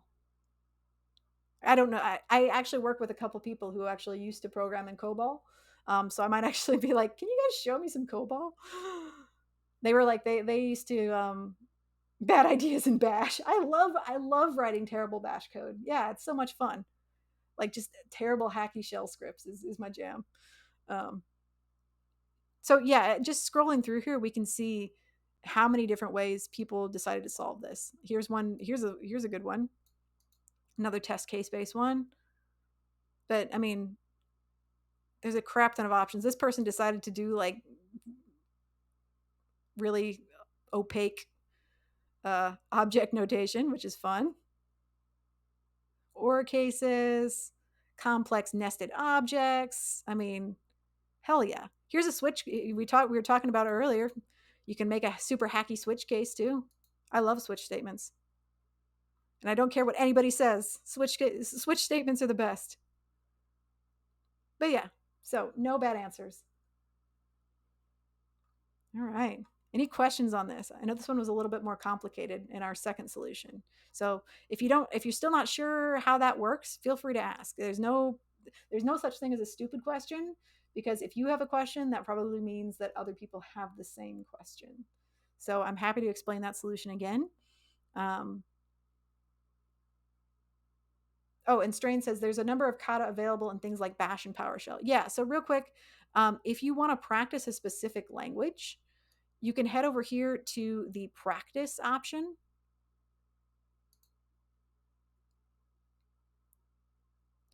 And you can explicitly select a language. So, I mean, really, whatever you want to code in, you can do. So, if you want to do some stuff in PowerShell, Perl, PHP, some wild stuff out there. Even good old Visual Basic if you really want to, have some fun. One of my former coworkers who retired recently, great guy, he built some apps, and he kind of had us he kind of had us like take over these apps when he retired, right? Somebody's got to maintain them. And I was looking at it, they're all written in Visual Basic, like even really recent stuff, like all written in VB.net. And I asked him, I was like, hey, these apps are great. Like, why did you write them in in VB? And it's just because he told me that it was only because he hated all C format languages. So, like C sharp is like a C syntax language, and he's just like, I hate all C format based languages. And so that's why he just stuck with Visual Basic and never switched. I don't know, I just think it's really funny. And I mean, they all worked great. It was just, I just was like, what's the deal here? Why aren't you using a, C sharp? And he's like, I just don't want to write anything with C syntax, no JavaScript, nothing. I'm like, okay, you do you, man. He's, he was retiring. There's, no skin off his nose. 80 says, does Codewars rank answers by time of execution? Not as far as I know. I know that LeetCode does that, but I don't think that Codewars does. Which for me, I think that is better because if you're practicing for an interview, again, it's more focusing on how you can talk through your answer and handle the question without worrying about, is this going to be fast? So yeah, I mean, I think LeetCode is maybe for when you get it more into the DSNA, data structures and algorithms type questions at higher levels, and are less practicing the interviewer techniques and more getting into the efficiency stuff. Esther says, no assembly Codewars, sad. Ah.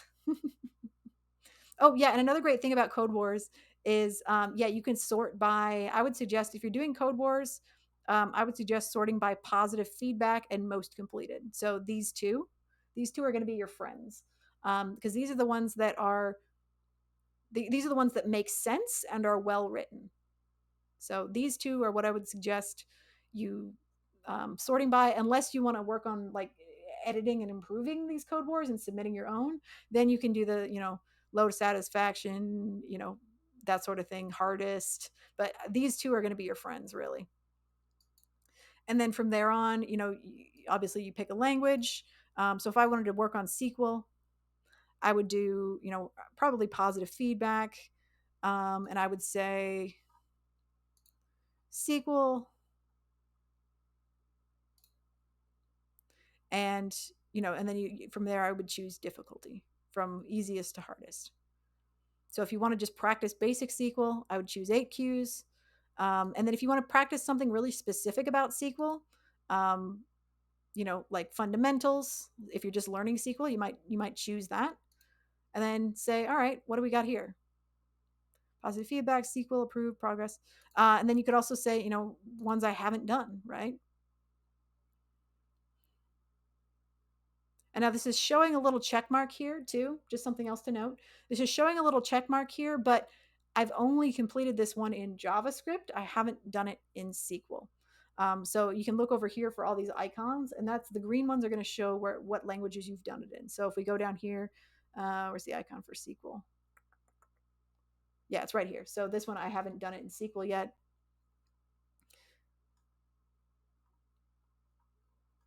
Because I think when I've done Codewars for SQL, I've focused more on like actual less on fundamentals of coding and more on actual database concepts. So I would probably choose the database tag instead, I think. Oh, let's see, SQL. I thought database had more options earlier. Oh, maybe if I take that 8Q off of there. Yeah. Yeah. So, practicing where clause, joins, counts, that kind of thing. I would really great. It's really great practice if you really want to get into practice specific topics. 80 says, what does Q mean? Yeah, so Q is a lot of the concepts in Codewars are taken from martial arts. So if you're familiar with martial arts, you might be familiar with some of the words and concepts that are used. Um, And so, if you'll notice, like a lot of this stuff is like a guy jumping and kicking, sparring, practice sparring, that kind of thing. So yeah, it's all martial arts based stuff. Um, and the various colors are essentially the cues are Q essentially means like rank. Um, and so in martial arts, you have belts, right? You have a white belt, yellow belt, green belt, all those sorts of brown belt, black belt, blue belt, all those sorts of things. And so essentially Q is just rank. What rank are you at, or what rank are you training on? And then the individual problems are called katas. And what a kata is essentially a series. So in martial arts, a kata is a series of moves that help you rehearse your technique and form for whatever level you're currently at. So I took martial arts for many years, so that's the only reason I know this stuff. And so at every level, we would have what was called a kata, or a form. And it would just be a series of movements that show that we understand how to execute the moves for our particular level. So if you're a beginner, you would have very simple ground based moves like punches, basic punches, and basic kicks and basic stances, and you just execute those in a certain order. And then that allows, if you can do that properly and in the correct way, then you can advance to the next level, because that shows an understanding of the body techniques that you need in order to advance. And then as you get higher up, the moves get more complex, the katas get longer, um, and you start doing more advanced techniques in a harder sequence. And that's exactly what you're doing here, right? These problems at a higher rank help you practice the techniques that you need at a higher level, right? More advanced techniques. You're rehearsing more advanced concepts for a higher rank. Hot Babe says, you did karate too. I got to 4Q. I did taekwondo. I did get to I did taekwondo and kempo karate.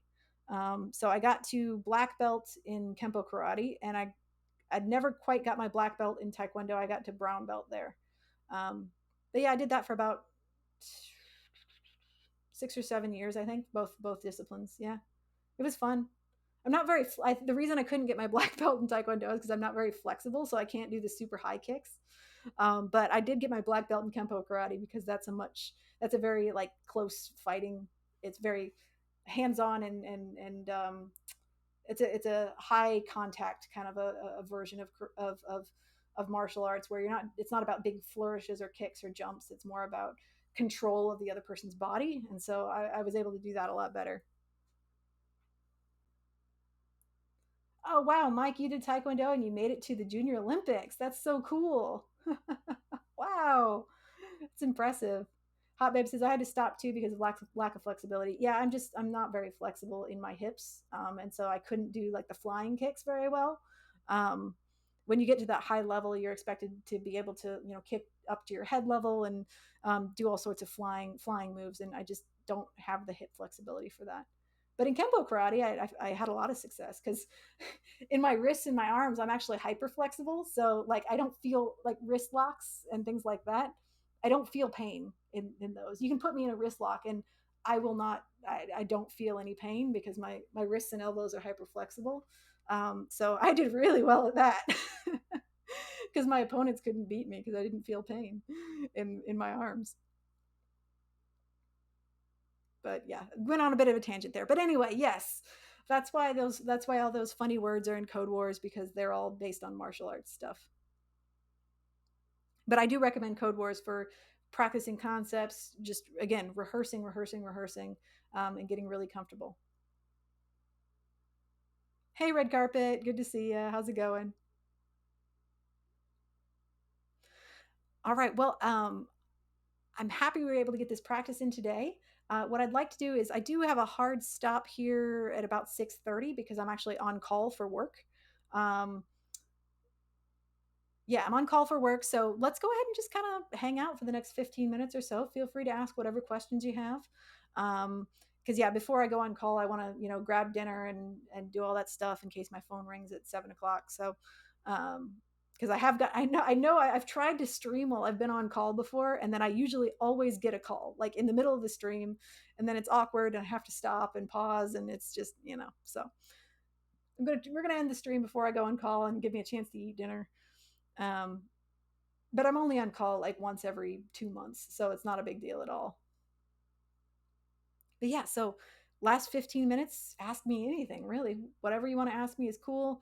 If you have questions about who I am, what I do, what is 100 devs, um, who is Leon, what are we doing here, what's Code Wars, what do I usually do on stream, that type of things. Ask me anything. Also, too, and I will say, again, as the next 100 dev cohort as the next 100 devs cohort starts up, we will be switching to more of that 100 devs type content, and by that I mean web development. We're going to start at, kind of backtrack a little bit, go back to easier HTML CSS web development, and then incorporate JavaScript, incorporate APIs, full stack, MongoDB, SQL, and React. And so we're going to kind of go in that order probably for the next few months. Although next week I did want to get your yeah, absolutely, I can tell you that, Craig. um, oh, and thank you for the recommendation, Pinnock. Yeah, we'll check them out. um, I did want to mention, I was thinking next week that I might do a stream before we get into the 100 dev stuff. I've been, for ages, I have been wanting to do a stream on Microsoft Excel, and the basics of using Microsoft Excel as a developer and in a more of like an analytical capacity, helping you validate data, helping you package data in a way that makes sense to your customers, putting together things like tables and graphs and pivot tables. What would you all think about that? But I just want to get a brief informal straw poll from my viewers here. What would you guys think about a stream where we talk about Microsoft Excel and how you can best leverage it as a developer working with data? All right. Excellent. Okay, good. I'm getting some enthusiastic responses there. Some enthusiastic yeses. Okay. Well, yeah, I've been wanting to do that for a long time. Um, and for this stream, I know that not everybody's going to have Microsoft Excel on their machine, but once you get hired, a lot of your employers, that's what you're going to use. So you'll be able to follow along probably with Google Sheets to an extent. Google Sheets is free, but it's not quite the same as Excel. However, a lot of the concepts are going to be the same.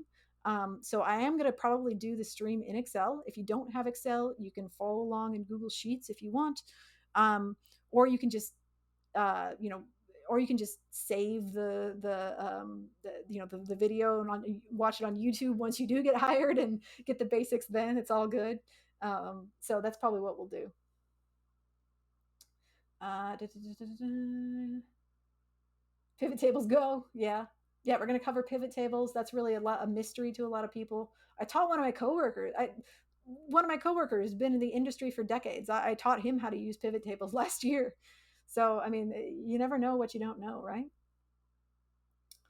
Yeah, Strain says Excel skills are super useful to anyone working in any role. I'd love to learn some advanced techniques. Yes, Excel is one of the most versatile tools that you can have in the business world, just hands down. Anyone in any role will be better served. It's kind of like SQL. Like it's a Swiss Army knife. You can use it for tons of different stuff. Um, it's meant for some things more than others, but if you can take some data, put it into Excel, and then package it up in a way that you can give to your boss or to your boss's boss or to a C-suite executive, then you're going to go far. It's been decades since I used a pivot table. Most I've seen in Excel has been Solver. Solver is a great tool too. Yeah, so Mike, it will be next Sunday at 3 p.m. Eastern. So the same time as my usual streams. Next Sunday, 3 p.m. Eastern. You can put that on your calendar.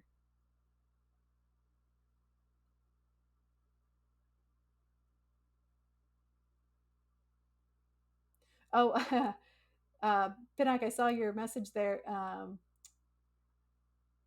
Seeking a software architect for port Microsoft 365 for Rust. Wow. Well, yeah, recently Office 365 has been incorporating a lot more features, um, such as the ability to, you can inject TypeScript. You can build functions in TypeScript directly in Excel now.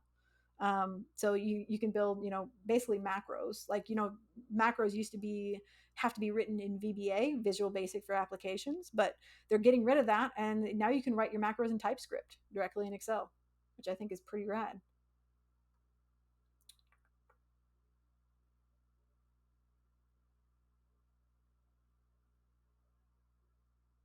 Yeah, Strain says um, people were solving days in the teens of advent of code this year using pivot tables in Excel. Yeah, there's a World Excel Championship, which is like it's fascinating. It is incredible. Yes, and I will. I do want to stick my toes into Next.js at some point. I haven't used it yet, but as we've discovered, a lot of these frameworks are just JavaScript wearing a funny hat, so you can branch out pretty easily. RDT says my question is, has Mongo Atlas changed in any way from connecting to databases since your recent videos on it? If not, I'm screwing up my connection. I'm not aware of any substantial changes. No. You'll want to make sure that your MongoDB instance is configured for that you, if you're having trouble connecting, you might just go ahead and open up the ports. So go into your database settings and just configured for 0000 on your ports. B already says Liam will start a new boot camp. Yep. Cohort 3 is coming. The current date is set for March 5th. I'm not saying that won't change if the market continues to be kind of wonky and wobbly, but the current tentative date is March 5th. Minnie says, does anyone still use Microsoft Access, or is that completely irrelevant today? I think Microsoft is trying its darndest to make Access irrelevant, but I'm sure there's businesses that still use it. Definitely. If a lot of these solutions tend to have really long tails, right? Nobody's going to give up something unless they absolutely have to. There's people out there still using, Windows Vista, right? All right, so I want to go back to that earlier question of find it. Sorry.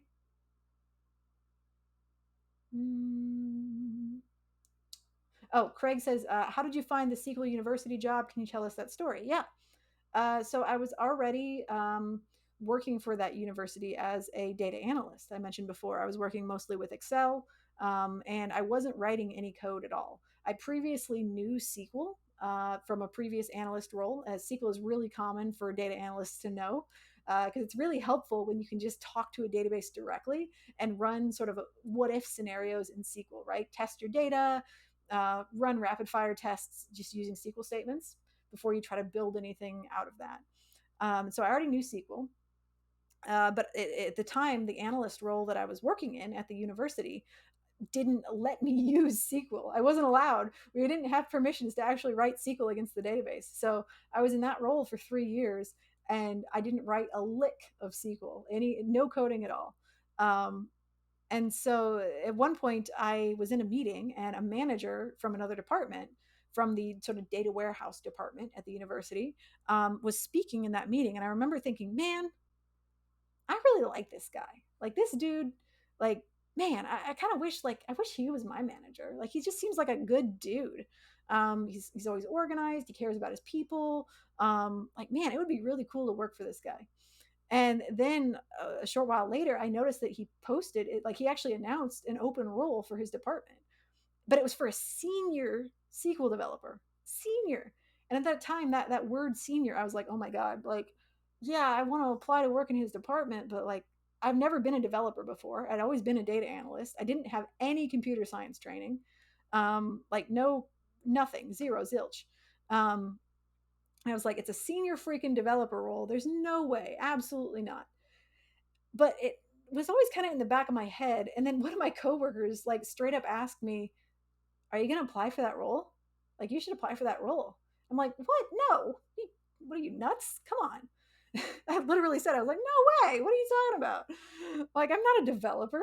And she was like, but you're always like tinkering around with the software that we do use. Cause I was always like tinkering around with, macros in Excel. I would volunteer to like administer the software tools for our department. Um, I was always volunteering to be part of tech projects. I just wasn't a developer, and I was like, first I told her absolutely not, and then I got to thinking about it, and I was like, well, what do I have to lose, right? Like, what if I apply and they inevitably tell me I'm not a good fit? Like, okay, fine, whatever. I just go back to what I was doing, like no big deal. So I did. I applied, but what I also did, and this is the important part, is that I networked with that manager that I heard in that meeting that I said, wow, this guy seems cool. I networked with him as well. So, because my resume was not what the role was looking for. We'll say that. No formal development experience. Never been a developer before in my life. Always been an analyst. Um, but I networked with the manager, and he was basically like, I remember he came out of the call and he was like, so why do you want this role? Because I was essentially leaving a central department at the university. I would be leaving a very central department where I reported like to the CFO, and going to this sort of like back end, behind the scenes, like data warehouse department, right, where nobody really cares about, nobody in the upper echelons cares about what the data warehouse people are doing. And he was like, so what? What's your deal? And I just, was telling him how I felt like I really wanted to be a developer, and I really felt an affinity for doing these types of tech projects, for making sure that our data was good, and really just building cool stuff. And he was like, okay, I'm going to take your resume out of the pile, right? Because otherwise it would have just gotten caught by the HR filter, because I did not meet the criteria for the role. Otherwise, and HR would have just no human would have seen my resume. It would have just gone boop and gotten tossed. And so he was like, all right, I'm going to pull your resume out and we're going to look at it. And that is what landed me the interview. And then again, I practiced interview techniques. This was before 100 devs. I was not yet in 100 devs. But what I did was I Googled common interview questions. I literally just typed in common interview questions. I printed them out on pieces of paper, and I stood in front of a mirror and I read them to myself. And then I read back my answers into the mirror until I could just rattle them off XYZ, boom, boom, boom, without thinking. And so once I got into the interview, then I was ready as hell. I had examples of projects I'd work on, non-developer projects, because I'd never been a developer, but I was able to highlight my ability to collaborate, my ability to communicate, my ability to document, my ability to plan, my ability to prioritize. And those things, I try to sell those in every single project I'd ever worked on. And I was able to also talk about my technical proficiency. Even though I wasn't writing code, I was helping to administer software. I was coming up with macros in Excel, that kind of thing. And that really helped me advance through the interview process, at least in my opinion. And then it turned out that there was only one technical question. That was the part I was most scared of. And that's why I prepped on the soft skills so much, because I was like, look, I haven't coded. I didn't tell him this, but I hadn't coded SQL in 3 years at that point. 3 darn years. I hardly remembered how to do like a select. I didn't remember squat because it'd been 3 years since I'd written any SQL.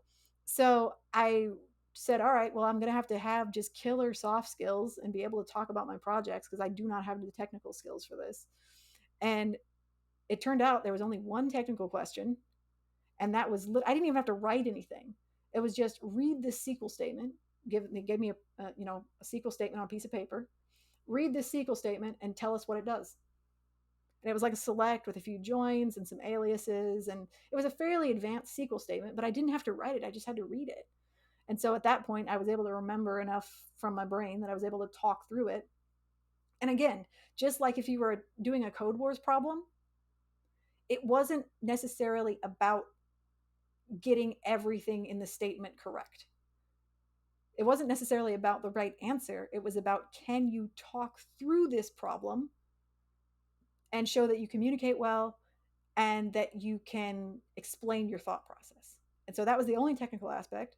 And then after that, I got the job. There were like 5 rounds of interviews, which was really tiring. But yeah, after that, I got the job. And then I was in a complete panic for like the first 6 months, because I didn't know what the hell was going on. And I thought I was just completely inadequate. And I had terrible imposter syndrome. And that's when I joined 100 Devs. Because I was absolutely losing my mind and freaking out that I didn't know what the heck I was doing, that I was completely unworthy for the role. And that's what drove me to 100 Devs. And it's been a constant upward trajectory since then. So there you go. Yeah, Mattel says senior schmenior apply. Yeah, and that's and the main takeaway there is that senior, that word senior on the title, there's no standard for what senior means, right? There's no international standard for senior level developers or senior level roles. It just means whatever the heck the team wants it to mean. And so in this case, I mean, yeah, I have that word senior in my role, but was I a senior developer when I was hired? Hell no.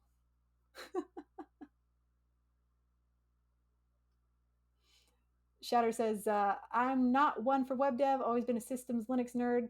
I know it's always worth learning new things, but in the work world, is learning web worth it if I don't plan on using it? That's a great question. And I think you could probably ask me that question because I'm a SQL developer.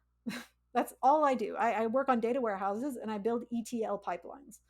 And if you know anything about those two things, it doesn't involve a lick of JavaScript ever, or HTML or CSS. Absolutely none. I'm strictly backend, the backendiest backend that ever backended. Is that's what I actually, that's what pays the bills. But yet I still learned web development because I wanted to be better. And there's no harm in expanding your skills and just being more well rounded, because learning web development has given me the ability to then explore more languages like C sharp, .NET, Visual Basic, just to start to see the patterns in code and the commonalities against the commonalities across all coding languages, which has made it a lot easier for me to pick up other tools and projects. And it's given me a better ability to visualize the big picture in projects. Like, where does my data go? Where does it end up? How does it fit? How does my table that I'm working on, or my pipeline that I'm working on, how does that fit into the end result, right? So web development has been really valuable for me to learn, even though I've never been paid for it in my day job, and I probably never will be. But I still don't regret learning it at all.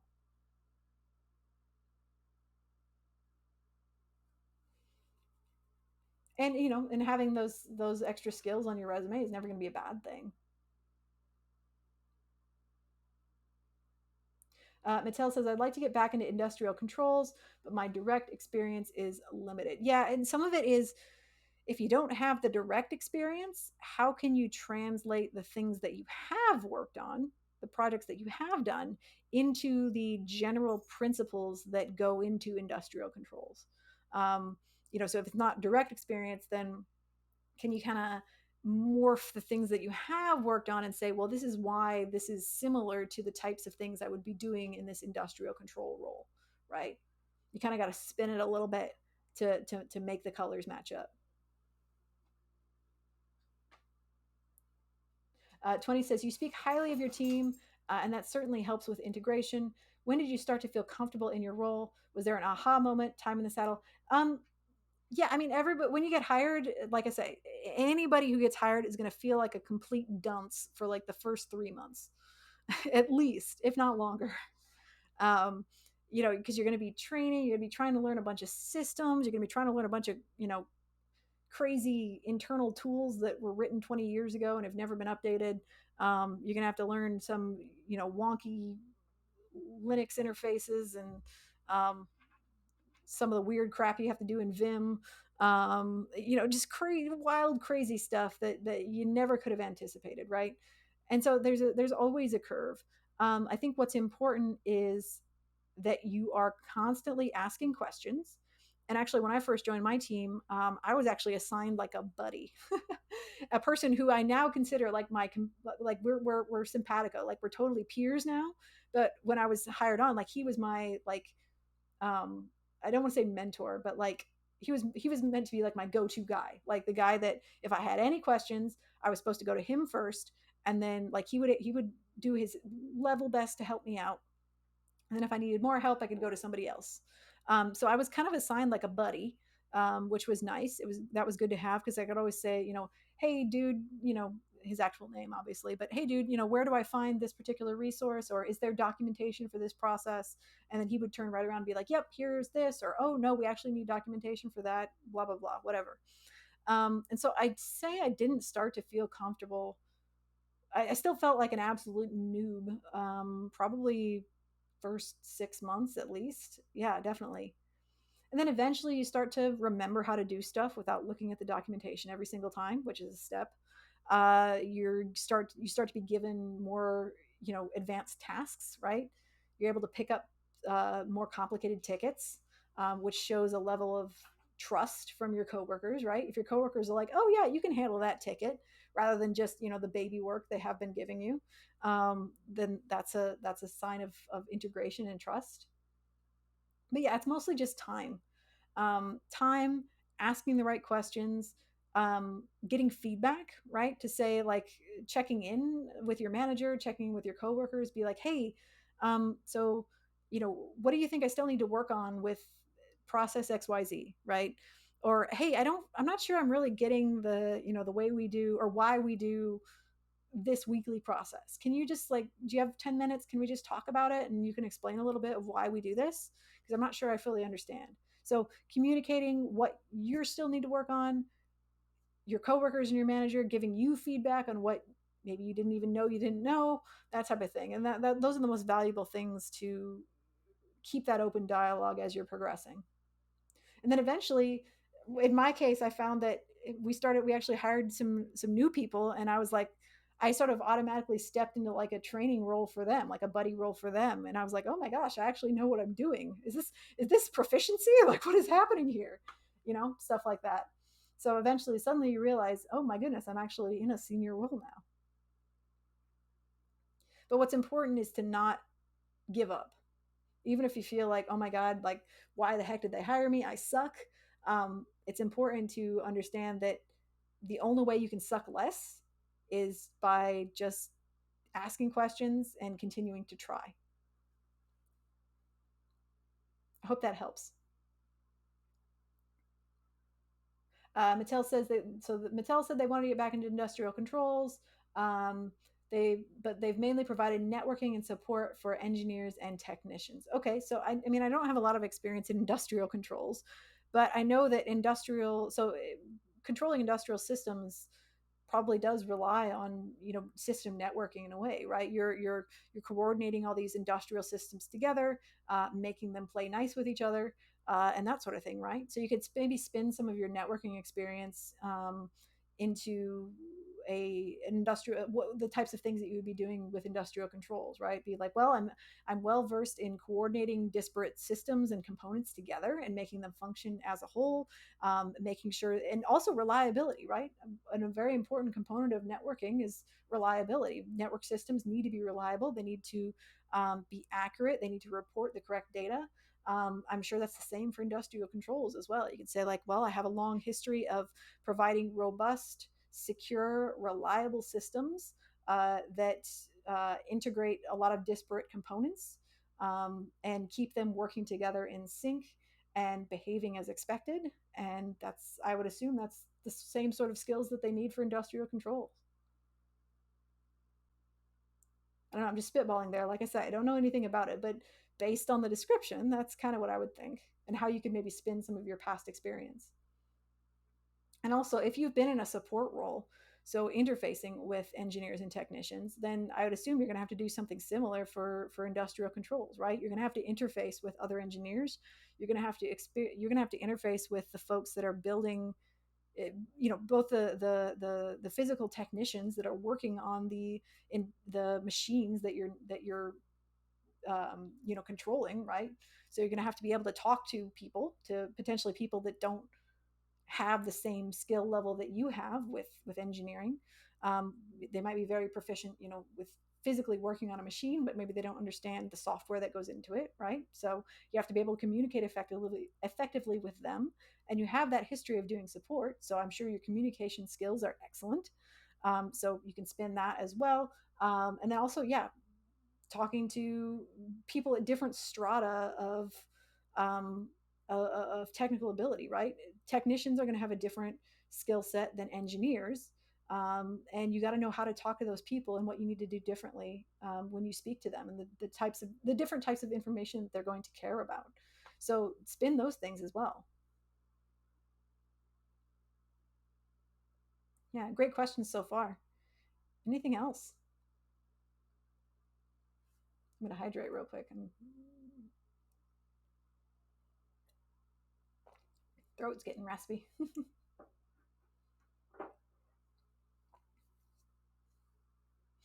Any other questions? And yeah, I'm looking forward to the Excel stream next week.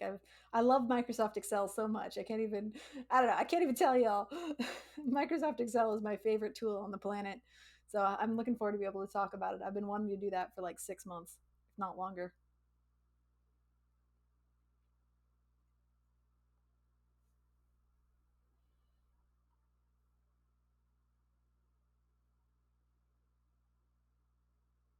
I'm going to scroll up here. I think we had. I'm going to copy the person that we're eventually going to raid.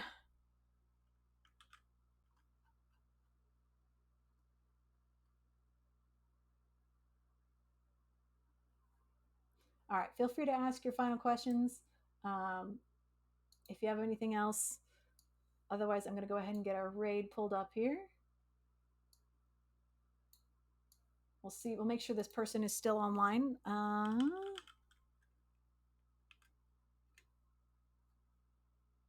Oh, thank you. Thank you for the link. Yes. I've just about got them pulled up here.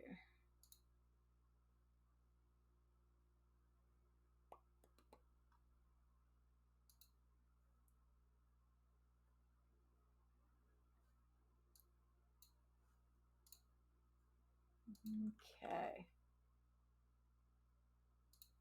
Oh, nice. Looks like they are live and they are coding. Very cool. All right. Well, last chance for any remaining questions. Otherwise, we're going to go ahead and start this raid. We're going to check out Amira Sonic Rex. And they are coding at the moment. I can't quite tell what they're coding, but Rascal says Excel can be super powerful. Got a college that is one of those power Excel devs, or colleague that is one of those power Excel devs, and was able to do the first 15 days of advent of code in it. Yeah, Excel is so much more powerful than people give it credit for. And it gets ragged on a lot because, like, ooh, it's not a real, it's just a poor substitute for coding, or it's just a crappy way to do a database, but it can do so much more than you think it can. And so I'm really excited to show you all that. A little bit of, we're not gonna get crazy next week. If you're new to Excel, if you've never used Excel before, don't panic. We're gonna keep it simple like we always do. We're gonna keep it simple. We're gonna keep it accessible. But I'm gonna give you a little bit of a taste of some of the more advanced things that you can do, and some of the features that you can make use of. Yeah. That's awesome. They were able to do the first 15 days of advent of code. And I love when you, for me, there's no better feel, even writing code. But for me, like the best feeling in the world is when you work super hard on a super complex Excel formula and you hit enter and all of your data just like it just falls into line and your spreadsheet suddenly just becomes perfect. And you're like, crushed it. Yeah, that's the best. For me, I mean, hot take, but for me that feels even better than like getting my app working for the first time. It just when you get the perfect, when you build the perfect spreadsheet and it's super clever and everything just works, like that is the best feeling. I wish I got to use it. I don't get to use Excel as much as I used to as a data analyst. I don't use it every day anymore, and that makes me sad. But I do get to use it occasionally. Strain said, all I heard was Mindwolf is doing the first 2 weeks of Advent of Code in Excel like next week. Probably not, because I want to be I want to do an intro, but I am intrigued. I want to make it a very much of an intro to Excel stream, but for folks that have never used it before or used it in any capacity. But that is intriguing. I might have to check it out. That's wild. All right, we'll go ahead and start this raid. I will see you all next week at Sunday again, 3 p.m. Eastern, for an intro to Microsoft Excel, which I'm super pumped about. Well, yeah, thank you for the stream. Thanks for attending. Appreciated seeing you all here. I hope you all got something good out of it. As always, it's been a lot of fun to work on these code wars with you. And the raid is starting now. Bye bye. Well, in a few seconds. I always say bye too early. 10 seconds. Please stick around. Please go raid Mira and show them some love. Give them some follows. And yeah, let's see what they're working on. All right, here we go. Bye.